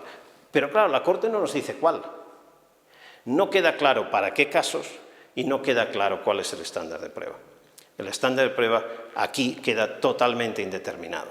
No estoy hablando de esto. Yo no estoy hablando de esto, no estoy diciendo que por razones que tienen que ver, por ejemplo, con la perspectiva de género, para casos como los delitos sexuales o ciertos delitos sexuales, no podamos tener razones para bajar el estándar de prueba. Puede ser un debate que adoptemos y que decidamos políticamente, pero desde luego no basta con decir que se puede bajar el estándar de prueba. Hay que determinar exactamente cuál es, porque si no volvemos a la situación de violación del debido proceso, porque queda indeterminado cuál es el umbral de exigencia probatoria. Quinta, la incidencia de otras reglas que distribuyen el riesgo del error. Hemos visto esa maquinaria compleja que es el sistema del diseño procesal. Por supuesto, en la distribución del riesgo del error inciden los estándares de prueba. Pero no solo los estándares de prueba, inciden las reglas sobre la carga de la prueba, lo acabamos de mencionar, inciden las presunciones, pero también otras, como reglas asimétricas en la toma de decisiones, reglas asimétricas para los recursos. Piensen, por ejemplo, en la decisión sobre la admisión de prueba. Las partes hacen su presentación de pruebas, solicitan la admisión de pruebas. Algunas de esas pruebas son admitidas, otras pruebas no son admitidas. Las pruebas que son admitidas pudieran haber sido debatidas y propuesta su inadmisión por una de las partes, no aquella que la propuso, desde luego. Pero el juez finalmente adopta la decisión de admitirla. En otros casos, en cambio, adopta la decisión de no admitir. Bien, la inadmisión de prueba en todos nuestros sistemas es recurrible, pero la admisión no. Esa regla asimétrica hace que se produzcan, obviamente, repartos de riesgo de error distintos, porque da ventajas a unas partes sobre otras. También es una regla asimétrica la que, por ejemplo, respecto de las pruebas ilícitas, rige en Estados Unidos. En Estados Unidos la prueba ilícita se inadmite, con muchísimas excepciones, se inadmite cuando la presenta la Fiscalía, cuando la presenta la acusación en un proceso penal, pero no se inadmite si la presenta la defensa. O también es una regla asimétrica aquella que permite en algunos sistemas el recurso de la condena en el proceso penal, pero no el recurso de la absolución en el proceso penal. Todas esas situaciones suponen que se corrigen unos errores, pero no se corrigen otros. y por tanto la distribución del riesgo del error cambia. Por tanto, a los efectos de decidir qué estándar de prueba estamos adoptando, tengo que tener en cuenta también esas otras reglas. Tengo que tener en cuenta, por ejemplo, a quién le hemos puesto la carga de la prueba. Si estoy bajando el estándar de prueba para disminuir el riesgo de condenas falsas, pero la carga de la prueba se la he puesto a la defensa, entonces estoy produciendo justo lo contrario. Y así sucesivamente. Si le pongo la carga de la prueba al productor, al comerciante, en un caso de derecho del consumo o de responsabilidad civil por producto defectuoso, le pongo la carga de la prueba al vendedor del producto o al productor, a la empresa que fabricó el producto, pero después le bajo extraordinariamente el estándar de prueba, estoy facilitando que esa parte gane el proceso, no facilitando la labor del consumidor, sino todo lo contrario. Es decir, me estoy tirando un tiro en el pie si es que la pretensión era tomar una decisión política favorable a los consumidores. Sexta, la distribución de poder entre las partes. La idea clásica es que hay un desequilibrio de poder entre las partes en el proceso penal, a favor del Estado. Interviene en el proceso penal el Estado y un ciudadano. Y evidentemente el Estado tiene todo un aparato, el aparato de policía, tiene posibilidades como la obtención compulsiva de pruebas, tiene todo un aparato y unas posibilidades que el ciudadano no tiene. En cambio, en el ámbito del procedimiento civil habría un equilibrio de poder entre las partes. Y eso impacta tradicionalmente también en el estándar de prueba, estimando que el estándar de prueba debe ser más alto para la acusación en el proceso penal, precisamente para compensar la ventaja que tiene el Estado. Y en cambio debe ser equo, es decir, la preponderancia de la prueba en el proceso civil, porque hay un equilibrio de poder. Pero esto, en estos últimos años, también ha saltado por los aires. En el proceso penal hay acusados que son mucho más poderosos que el Estado. Pensemos, por ejemplo, en grandes corporaciones, el derecho penal de las personas jurídicas, ¿no? Grandes corporaciones, el crimen organizado, o que son parte del mismo Estado, autoridades corruptas que utilizan la estructura del Estado para beneficiarse. En el proceso civil, por otra parte, el Estado también puede ser parte, o enfrentar en el proceso civil a grandes corporaciones contra ciudadanos individuales. Si esto es así, algunos autores, como Issachar Rosenzweig y Talia Fischer, dos profesores de la Universidad de Tel Aviv, han propuesto tener en cuenta las situaciones de desequilibrio o de equilibrio de poder típicas de determinados procesos para fijar estándares de pruebas asimétricos o simétricos, es decir, estándares de prueba más altos para una parte que para la otra, o estándares de prueba iguales para ambas partes. Cuando ellos están pensando en iguales, están pensando básicamente en la preponderancia de la prueba. Asimétricos, en procesos de ciudadanos contra el Estado, o del Estado contra ciudadanos, en procesos de ciudadanos contra corporaciones, de corporaciones contra ciudadanos, que enfrenten a partes muy desiguales entre ellas. O simétricos, procesos de corporaciones, de grandes corporaciones contra el Estado, incluidos los penales. El derecho penal de la empresa, el derecho penal de las personas jurídicas, para estos autores debería regirse por un estándar de preponderancia de la prueba, porque no hay razones derivadas del desequilibrio de poder y tampoco razones de la gravedad del error de la condena falsa, especialmente consideradas porque ahí no hay privación de libertad, etcétera, etcétera. Y procesos entre corporaciones, una corporación contra otra, en un proceso, por ejemplo, de competencia. Bueno, en esas situaciones tendríamos estándares de prueba simétricos y en las de desigualdad estándares de prueba asimétricos. Casi termino. Séptima, la etapa del proceso en que debe adoptarse la decisión por la que se regula el estándar de prueba. Para decidir el umbral de suficiencia probatoria hay que tener en cuenta el momento del proceso en el que se debe tomar la decisión para la que se prevé ese estándar de prueba. Claro, por supuesto, porque no se puede exigir lo mismo en cada fase del proceso, en parte porque lo que está en juego en cada fase del proceso es distinto. No está en juego lo mismo en la condena, civil, penal, laboral, etcétera, que en una decisión preliminar. No está en juego lo mismo cuando la decisión es final que cuando la decisión es inicial o intermedia. Pero también porque el acervo probatorio que se puede tener a disposición para tomar la decisión no es el mismo. Obviamente, en un momento muy inicial del procedimiento, imaginen incluso el procedimiento penal en un momento muy inicial del procedimiento, en una fase de investigación, todavía con la investigación en marcha, no podemos pedir un acervo probatorio con peso completo, no podemos pedir un acervo probatorio que permita satisfacer ninguna de las versiones del más allá de todo razonable, cuando las pruebas todavía se están recaudando y desde luego no se han practicado. Es decir, el acervo probatorio es más débil al inicio y se espera que sea más contundente hacia el final, y esto nos aconseja adoptar ese principio que la Corte Suprema peruana o la Corte Suprema colombiana han llamado principio de progresividad.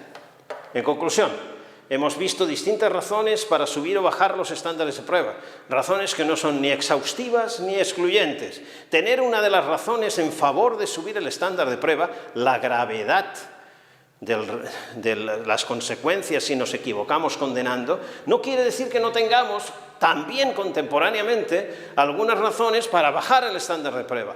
Por ejemplo, las dificultades probatorias de ese tipo de casos.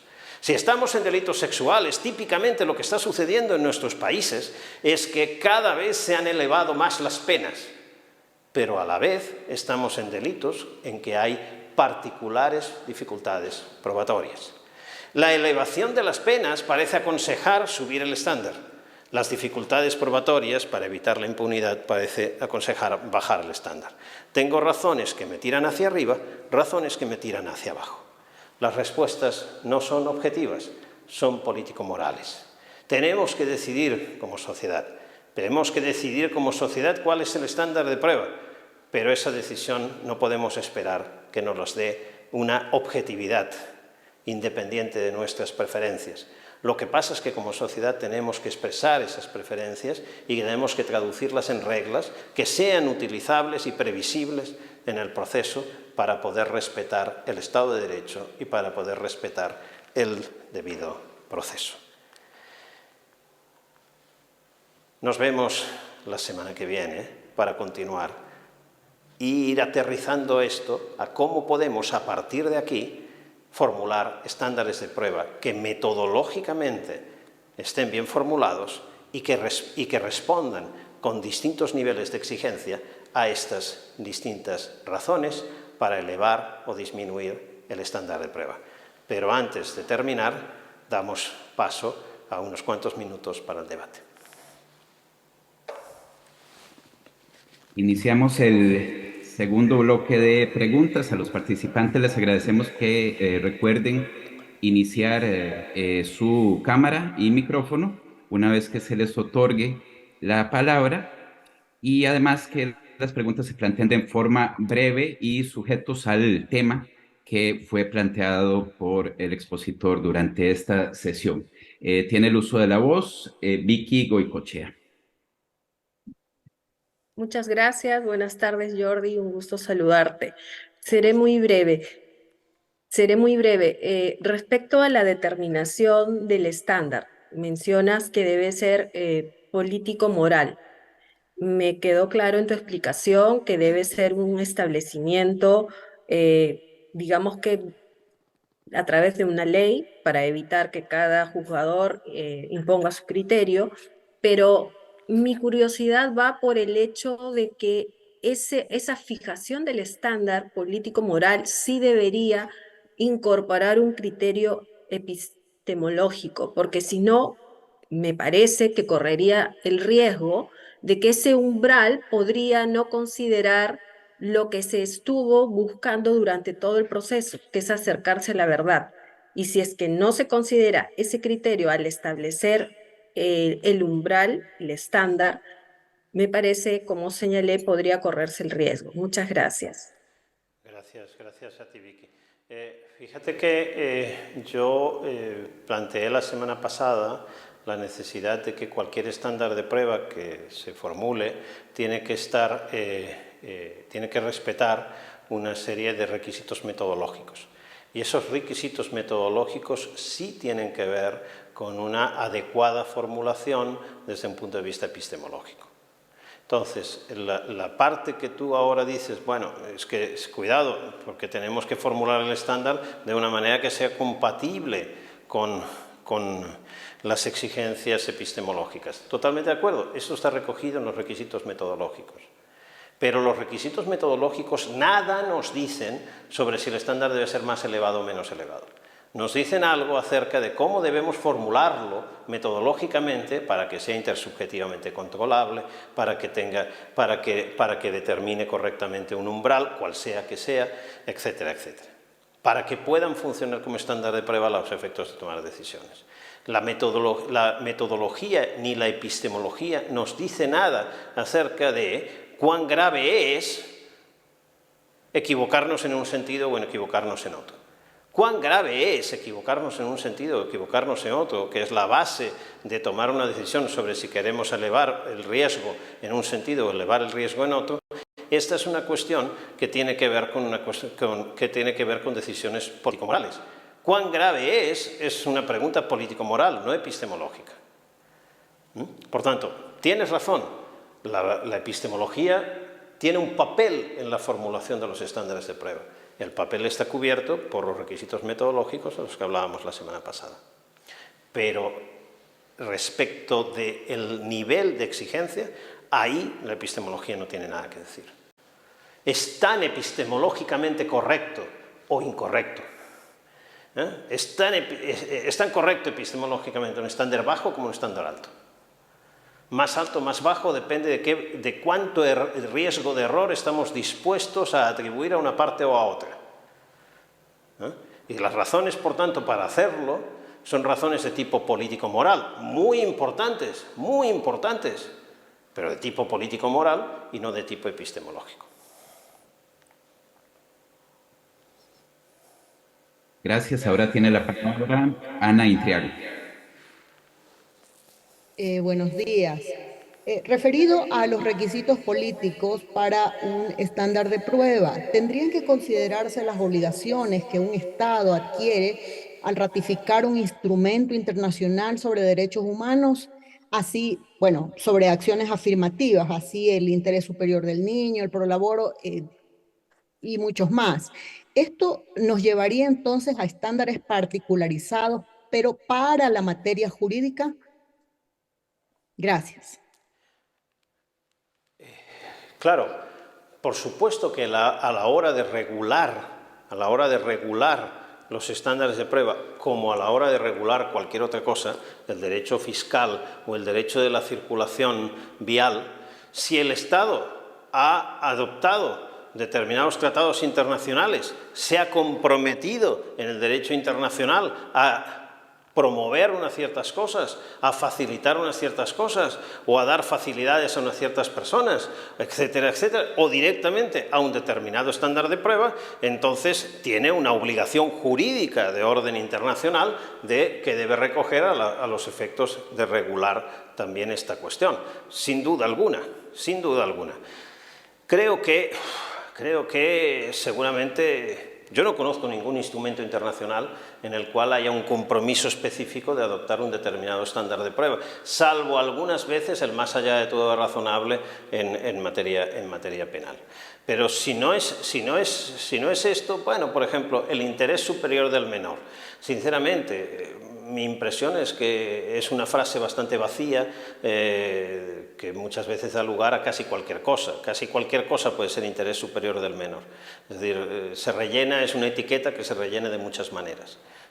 Entonces, ahora, en algunos supuestos pudiera ser, por ejemplo, fíjese, a los efectos de adoptar medidas cautelares de protección de menores en situación de posible maltrato en el ámbito familiar. ¿Cuál es el estándar de prueba adecuado? El estándar de prueba para una medida cautelar de protección del menor. Bueno, uno podría alegar precisamente que el interés superior del menor ahí nos aconseja un estándar bajo. Nos aconseja que para adoptar la medida cautelar exijamos poco, Precisamente porque lo que prioritario es proteger el interés del menor, que es mejor equivocarnos sobre protegiendo al menor que equivocarnos en sentido contrario, mandando al menor a su casa en el contexto donde puede ser maltratado. Y por tanto eso haría, veremos ejemplos también en las próximas semanas, eso haría que en ese tipo de situaciones quizás aconsejaría tener un estándar especialmente bajo a los efectos de una medida cautelar de protección del menor. Bueno, lo mismo podríamos pensar, por ejemplo, en situaciones de violencia de género. Por ejemplo, a los efectos de una orden de alejamiento. Oiga, mire, si me equivoco haciendo alejar a un tipo que no ha ejercicio la violencia de género, bueno, tampoco es tan grave, no es meterlo en la cárcel, es decirle solo, mire, no se puede acercar a menos de 500 metros o de lo que sea de la persona denunciante. Pero y en cambio, si me equivoco en sentido contrario, quizás estoy poniendo en peligro la vida de esa mujer. Entonces, tener en cuenta, en ese caso, la perspectiva de género, quizás me aconseja para ese tipo de situaciones tener un estándar también bastante bajo, es decir, no exigir mucho, en términos probatorios, para que proceda la medida cautelar. ¿Puede suceder estas cosas? ¿Podemos adoptar estas cuestiones? Sí, desde luego. Si el Estado ha adoptado compromisos internacionales en esta línea, ¿debe respetarlos en su legislación sobre los estándares? Sí, desde luego. Sobre todo si son compromisos claros y no así tremendamente genéricos que no sabemos exactamente lo que significan. Gracias. Tiene ahora la palabra Fernando Bayón. Hola, profesor. Buenas tardes con todos. Mi pregunta es la siguiente. Si partimos de la premisa de que los estándares de prueba son una decisión política, entonces, digamos, la lógica nos dice que en principio los llamados o los legitimados a tomar es la ley, digamos, el Parlamento a través de la ley, ¿no? Pero allí cuando el legislador calla, digamos, suele intervenir la administración pública, que también tiene legitimidad democrática porque ha sido instituida mediante el voto popular, al menos en las democracias modernas, ¿no? Entonces, tiene discrecionalidad, por ejemplo, para concretar conceptos jurídicos determinados, concretar supuestos de hecho, etcétera. ¿Podría también considerarse esta legitimidad democrática que tiene la administración pública allí cuando el legislador no dice nada o dice algo solamente muy vagamente para establecer un estándar probatorio que pueda ser aplicable a los casos, ¿no? Y que son decisiones políticas que suelen ocurrir, por ejemplo, en cualquier materia, ¿no? Medioambiental, ¿no? Si yo soy más o menos exigente con el estándar, pues puedo privilegiar, no sé, una actividad económica en particular, o puedo preferir privilegiar más bien la protección de una comunidad, etcétera. Y de pronto, claro que esto puede adoptar decisiones particularistas, quizás podría evitarse ese riesgo también si se instituye esa decisión en un reglamento, por ejemplo, ¿no? Que es una norma jurídica y bueno, podría verse según cada caso concreto. Sí. Esa sería mi pregunta. Gracias. Muchísimas gracias, Fernando, y que mejoren esas cervicales. Sí, tiene usted toda la razón, toda la razón. Fíjese,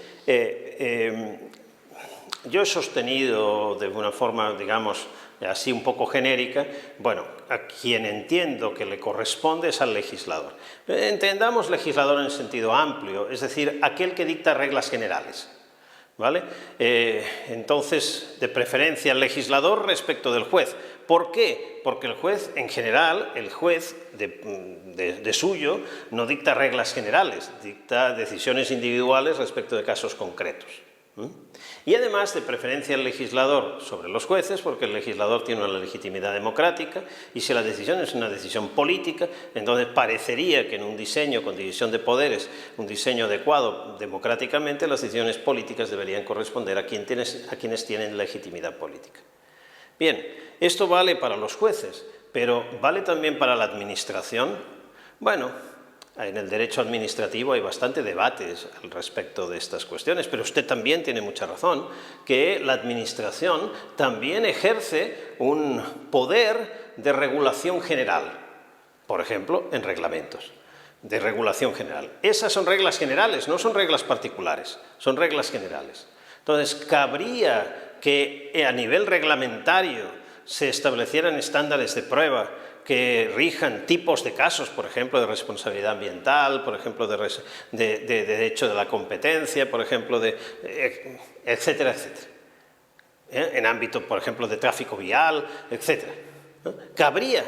Bueno, cabría o no cabría, depende de la distribución de competencias que se haya establecido entre la Administración, es decir, el Poder Ejecutivo, y el Poder Legislativo. Si la ley habilita o no habilita al Poder Reglamentario a hacer ciertas regulaciones, y esto no depende ya de la cuestión propiamente de estándar de prueba, sino de distribución competencial. Desde el punto de vista de los estándares de prueba, si lo hace la Administración en sede reglamentaria, no hay un problema de particularismo. Eso es una regla general, previsible, respeta el Estado de Derecho porque permite la previsibilidad, permite la seguridad jurídica, da garantías a las partes, etc.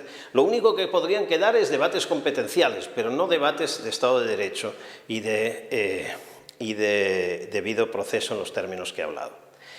Lo mismo sucede en el caso en que se emitan los estándares de prueba en términos de regla general por parte de tribunales. Hemos visto ejemplos en esta sesión. Hemos visto cómo en re Winship la Suprema Corte de Estados Unidos estableció el más allá de todo lo razonable. Hemos visto cómo la Corte Interamericana de Derechos Humanos ha dicho la presunción de inocencia me lleva al más allá de todo lo razonable. Y hemos visto también sentencias en el caso español, pero en todos los países de nuestra región, donde las Cortes Supremas o Cortes Constitucionales han hecho lo mismo. Cuando hacen esto, yo diría, hombre, no es el ideal. No es el ideal porque, a diferencia de lo que sucede con la Administración, que aunque sea de modo indirecto tiene una legitimidad democrática, yo no diría que la legitimidad del Poder Judicial es una legitimidad democrática. Y por tanto, en ese sentido, si esta es una decisión política, me parece que no es deseable que sea tomada por los jueces y tribunales, tampoco por los altos tribunales. Ahora, ¿qué pasa cuando quien sí es deseable que lo haga, no lo hace? Cuando el legislador no lo hace, cuando tampoco la Administración lo hace. Cuando eso sucede, entonces nos encontramos con que los juzgadores tienen que decidir sobre la suficiencia probatoria y no tienen estándar de prueba. En esa situación, una especie de second best, un mal menor, es que se formule el estándar de prueba, se explicite el estándar de prueba, aunque sea por los juzgadores. Esto permite, cuanto menos, que en los casos futuros los ciudadanos puedan conocer con qué estándar de prueba van a ser juzgados, sobre todo si esto lo hacen las Cortes Supremas. Por lo tanto, yo diría preferencia por el legislador, pero sobre todo evitemos el no haber estándares de prueba. La situación peor es que no haya estándares de prueba. Mejor es que lo hagan las Cortes Supremas a que no lo haga nadie. Y desde luego todavía mejor que lo haga una autoridad que sí tiene, aunque sea de forma indirecta, legitimidad democrática. Y además puede estar legitimada por la propia legislación, como puede ser la autoridad administrativa, si la autoridad administrativa lo hace en sede de reglamento. Porque si no lo hace en sede de reglamento, es decir, en sede de normas generales, sino que la Administración lo que hace es determinar el umbral de suficiencia probatoria caso a caso, cuando aplica el derecho, entonces estaríamos en el campo del particularismo y, por tanto, en la falta de respeto del Estado de Derecho. Gracias. Ahora tiene la palabra Argelia Caxi Maquera.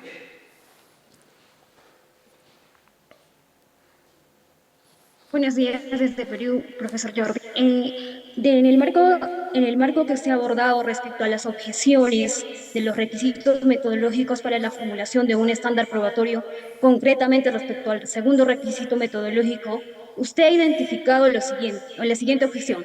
Hay una relación intrínseca entre criterios utilizados para formular un estándar de prueba y la concepción de valoración de prueba. Entonces, en ese contexto, mi pregunta es la siguiente. La concepción racionalista o la concepción de prueba que usted adopta, ¿habría o no habría una relación entre criterios utilizados para formular un estándar de prueba y la concepción o sistema de valoración de prueba? Esa es la primera pregunta. La siguiente pregunta, doctor, en el marco de la concepción de la relación conceptual entre prueba y verdad, si bien desde el ámbito descriptivo, no necesariamente el estar probado que P implique que sea una aserción verdadera, Entonces, ¿qué tipo de relación o qué tipo de relación conceptual, o si no fuera esta una relación conceptual, habría o no habría una relación entre prueba y verdad en el proceso? Ok, muchísimas gracias. Voy a empezar por el final. ¿Hay una relación entre prueba y verdad en el proceso? Por supuesto que la hay. ¿Cuál es esa relación? Una relación teleológica. Esto es que la finalidad de la actividad probatoria en el proceso es la averiguación de la verdad. Esa es una relación entre prueba y verdad. No es una relación conceptual, es una relación teleológica. Es decir, ¿cuál es la finalidad de la prueba en el proceso? La averiguación de la verdad. ¿Para qué practicamos prueba? ¿Para qué llevamos pruebas al proceso? Para averiguar qué sucedió. Si no quisiéramos averiguar qué sucedió, podríamos tirar los dados, podríamos sortear, podríamos hacer otras cosas. Si llevamos pruebas al proceso, si practicamos pruebas, es porque queremos averiguar la verdad de lo ocurrido. La finalidad, es decir, la relación de medio a fin, que se produce entre prueba y verdad, nos marca una relación teleológica, no una relación conceptual. Ahora, usted me decía, bueno, no podemos estar nunca seguros de que se alcanzó la verdad, en las relaciones, el asunto es probabilístico. Sí, claramente. ¿Y qué quiere decir que es probabilístico? Que decir que es probada, que está probada una determinada hipótesis, es decir, que esa hipótesis tiene un cierto grado, que hemos determinado como suficiente a los efectos del estándar de prueba, tiene un cierto grado de probabilidad de ser verdadera. Otra vez aparece la relación entre prueba y verdad. Una relación que no es una relación, digamos, de asimilación. La verdad no es condición necesaria de la prueba. Esto es, algo puede estar probado a pesar de ser falso. Una hipótesis puede estar probada a pesar de ser falsa, porque una hipótesis más probablemente verdadera, de todos modos, puede ser falsa. Entonces, lo que se quiere decir es que hay una relación probabilística entre prueba y verdad, quiere decir que tiene un cierto grado de ser verdadera esa hipótesis. La primera cuestión tiene que ver con ese requisito metodológico de que el estándar de prueba debe reflejar el tipo de razonamiento probatorio. Bueno, cuando yo formulaba ese requisito metodológico, no estaba pensando tanto en que tenía que reflejar una concepción racional de la prueba, que está de suyo implicado. Por supuesto, si no hay concepción racional de la prueba, por cierto, no necesitamos ni estándares de prueba ni necesitamos nada. Cuando el juez decide según su convencimiento, según su convicción, ni siquiera necesitamos estándares de prueba. Simplemente preguntemos al señor juez, a la señora jueza, oiga, ¿usted se convenció? Sí, se convenció, ok, entonces está aprobado. Porque si lo que determina la prueba es el convencimiento, no necesito un estándar de prueba. Necesito un estándar de prueba en el marco de una concepción racional de la prueba. Ahora, ¿qué es lo que sucede? Que cuando digo, en el marco de una concepción racional de la prueba, que el razonamiento probatorio es un razonamiento probabilístico, entonces tengo que entender de qué tipo de probabilidad estoy hablando. Si la probabilidad de la que hablara fuera una probabilidad estadística, si el razonamiento probatorio fuera un razonamiento estadístico, entonces el estándar de prueba debería reflejar la naturaleza estadística del razonamiento probatorio. Lo que quiere decir, el estándar de prueba debería establecer un umbral que fuera de tipo estadístico. Mire, cuando haya una probabilidad estadística del 80%, o del 0,8 si el esquema es entre 0 y 1. Y en cambio, si la probabilidad es una probabilidad inductiva de tipo baconiano, es decir, la probabilidad que Michele Tarufo llamaba probabilidad lógica, con la que yo mismo he trabajado y tantos otros, Marina Gascón, etcétera, etcétera, bueno, si es ese tipo de probabilidad, que así lo creo, entonces el estándar de prueba debe formularse con criterios atinentes a ese tipo de probabilidad. Veremos la semana que viene cómo esto se puede hacer. Gracias. Ahora tiene la palabra José Fernando Marín.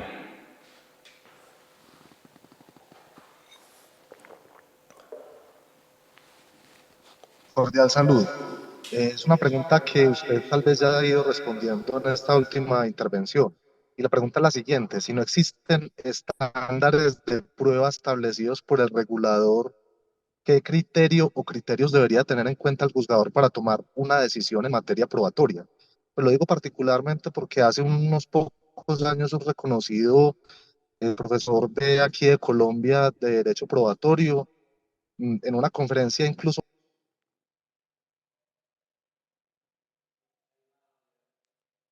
Hemos perdido el sonido. Estimado José Fernando, no te escuchamos.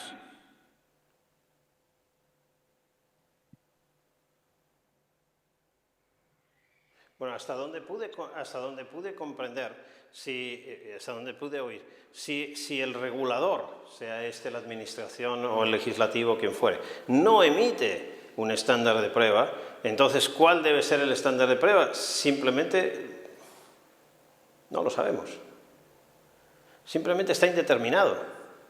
Entonces, ¿qué sucede si está indeterminado? Bueno, que la única manera de formular una justificación de la decisión es explicitar con qué criterios estoy decidiendo, pero en ese caso los criterios los tendrá que establecer el juez. No hay otra. Claro, lo que pasa es que el juez lo hará para el caso concreto, pero cuando el juez lo hace para el caso concreto, tenemos el riesgo de caer en el particularismo. Ese es el gran problema de que el regulador no lo haga. Ahora, el juez no va a poder justificar su decisión si no sabemos cuál es el estándar de prueba con el que está decidiendo. Simplemente porque si tiene que justificar que hay prueba suficiente, pero no nos dice cuáles son los criterios de suficiencia, simplemente esa justificación, cuanto menos, será incompleta. Tomamos una pregunta más y terminamos por hoy. Muy bien. Finalmente vamos con Luis Sebastián Giorget. Hola, disculpen, Hola, tenía un problema con el audio. perfectamente. Ahí ya le oigo perfectamente. Adelante. Bueno, muchas gracias, disculpen la demora. La pregunta es, esto de que el cambio del nivel del estándar de prueba sirve para alterar la distribución de los riesgos de errores. Entiendo que desde una perspectiva táctica lo entiendo. En la perspectiva dinámica, ¿cómo podemos saber, medir el impacto comparativo del estándar de prueba en esta distribución de riesgos, incluso también teniendo en cuenta cómo influyen las otras reglas que distribuyen el riesgo de las que habló? Entonces, para poder estimar en el nivel deseable desde la perspectiva política, cuál es el estándar que tenemos que fijar. Muchas gracias. Fíjese que me permito recordar lo que decía Knight, el economista. Estamos en una situación de verdadera incertidumbre, es decir, donde no podemos prever los resultados, es decir, los efectos de la toma, el impacto de la toma de decisión. Por tanto, no podemos prever cómo va a distribuir el número de errores en un sentido o en otro. No podemos calcular tampoco el riesgo, simplemente porque no tenemos información necesaria para poder hacer ese tipo de cálculos. Por tanto, la decisión no va a ser tomada, no puede ser tomada sobre la base del conocimiento del impacto en términos de cuántos errores de un tipo y errores del otro voy a cometer o se van a cometer en el sistema jurídico. ¿Qué puedo hacer? Bueno, miren, si lo que puedo hacer es decidir a partir de qué estándar de prueba concreto, la semana que viene les voy a presentar unos cuantos. Y cuando verán distintos niveles de exigencia probatoria. Supongamos, ahora lo pongamos en números, muy simple, nivel 2 de exigencia probatoria, nivel 5 de exigencia probatoria. Supuesto que el nivel 5 de exigencia probatoria es más alto que el 2. Claro, si yo adopto un nivel 2, estoy, por tanto, un nivel más bajo, lo que estoy diciendo es que requiero menos prueba para condenar. Es más fácil condenar, en ese sentido. ¿De acuerdo? Pero claro, al requerir menos prueba para condenar, habrá sujetos que sean inocentes y que con ese nivel bajo de prueba salgan condenados. Y sujetos que son culpables, que con ese nivel bajo de prueba salen condenados. Perfecto. La decisión de condena, en caso de ser errónea, ¿a quién perjudica? Al condenado. Bien, pues si la decisión de condena, en caso de ser errónea, perjudica al condenado, quiere decir, cuando estoy estableciendo el estándar de prueba, estoy diciendo simplemente, mire, a partir de aquí, el riesgo del error perjudica al condenado, al imputado. Claro, si en vez de situarlo en el nivel 2, lo sitúo en el nivel 5, es decir, ahora exijo mucha más prueba, ¿qué estoy haciendo? Disminuyendo el riesgo de error que perjudica al condenado, al imputado. ¿Por qué? Porque todos los que estaban entre 2 y 5, los casos que estaban entre 2 y 5, con el estándar 2 procedía la condena, pero con el estándar 5 procede la absolución. Quiere decir que en esos casos el riesgo del error ya no perjudica al imputado, sino perjudica a la acusación, perjudica a la sociedad, perjudica a la víctima, depende de los casos. No necesito cuantificar el riesgo del error. Este es el asunto que en esas situaciones de verdadera incertidumbre de las que hablaba Knight nos encontramos. No necesito cuantificar el riesgo del error para poder trabajar. Necesito solo decidir a partir de qué umbral de exigencia probatoria estoy dispuesto a que el riesgo lo corra una parte o que el riesgo lo corra la otra. No sabemos cuánto riesgo, no sabemos cuántos casos de error de un tipo y de otro me van a producir, pero sí puedo decir, mire, a partir del umbral, pongamos si fuera claro, del más allá de duda razonable, si hay un error perjudica al imputado porque el imputado es condenado. Lo que tengo si hay un error es un inocente condenado. Y en cambio, por debajo del más allá de duda razonable, lo que tengo si hay un error es un culpable absoluto. Por tanto, por debajo de ese umbral, si hay un error, ¿a quién perjudica? A la acusación, a la sociedad, a la víctima, etc. ¿No? Por tanto, estoy distribuyendo el riesgo del error entre las partes y lo puedo distribuir de distinta manera porque puedo elaborar estándares más exigentes o menos exigentes. Lo que no podré nunca es calcular cuántos errores me produce un estándar u otro, porque esto depende de un montón de factores individuales, de voluntad de los actores, del efecto dinámico, de la incidencia de otras reglas, etcétera, etcétera. Pero sí puedo tomar la decisión sobre a partir de qué umbral cargo el riesgo sobre una parte o cargo el riesgo sobre la otra. Esto sí lo puedo hacer. Bueno, muchísimas gracias. Concluimos aquí esta segunda sesión. Ha sido un placer acompañarles esta tarde o esta mañana, según lo vea cada uno. Nos vemos en una semana más para ir aterrizando todos estos mimbres teóricos que hemos diseñado durante estas 2 semanas. Y primero irlo aterrizando en propuestas de estándares de prueba. Veremos la semana que viene propuestas de estándares de prueba, para después empezar a aterrizarlo en decisiones, en tipos de decisiones concretas. Quiero que este curso no sea solo un curso teórico, sino que podamos discutir qué hacemos con los estándares de prueba en medidas cautelares, qué hacemos con los estándares de prueba para el riesgo procesal en prisión preventiva, qué hacemos para los estándares de prueba en medidas cautelarísimas como esos ejemplos que daba antes de los maltratos de niños, niñas o adolescentes, qué hacemos con los estándares de prueba en decisiones administrativas, etcétera, etcétera. Y qué razones podríamos tener y cómo podríamos jugar en ese tipo de cosas. ¿Qué razones tenemos o cuál podría ser el estándar para vinculación a proceso, para imputar a una persona, o cuál para abrir juicio oral? Todas esas cuestiones me parece que deben ser problematizadas. Me parece que yo no les voy a proponer un concreto estándar de prueba, o si lo hago será solo de títulos ejemplificativos, porque determinar un estándar de prueba es una decisión político-moral y no estoy aquí para darles clases de política ni de moral. Pero sí quiero darles ejemplos de cómo podemos trabajar en esos tipos de situaciones. Por tanto, hemos dedicado 2 días completos a establecer los mimbres teóricos, a presentar los mimbres teóricos de este tipo de decisiones. Quiero que a partir de la semana que viene podamos empezar a aterrizar todo esto en concretos estándares de prueba y para concretos tipos de decisiones. Nos vemos en una semana y les mando un muy cordial saludo y mis mejores deseos para este fin de semana.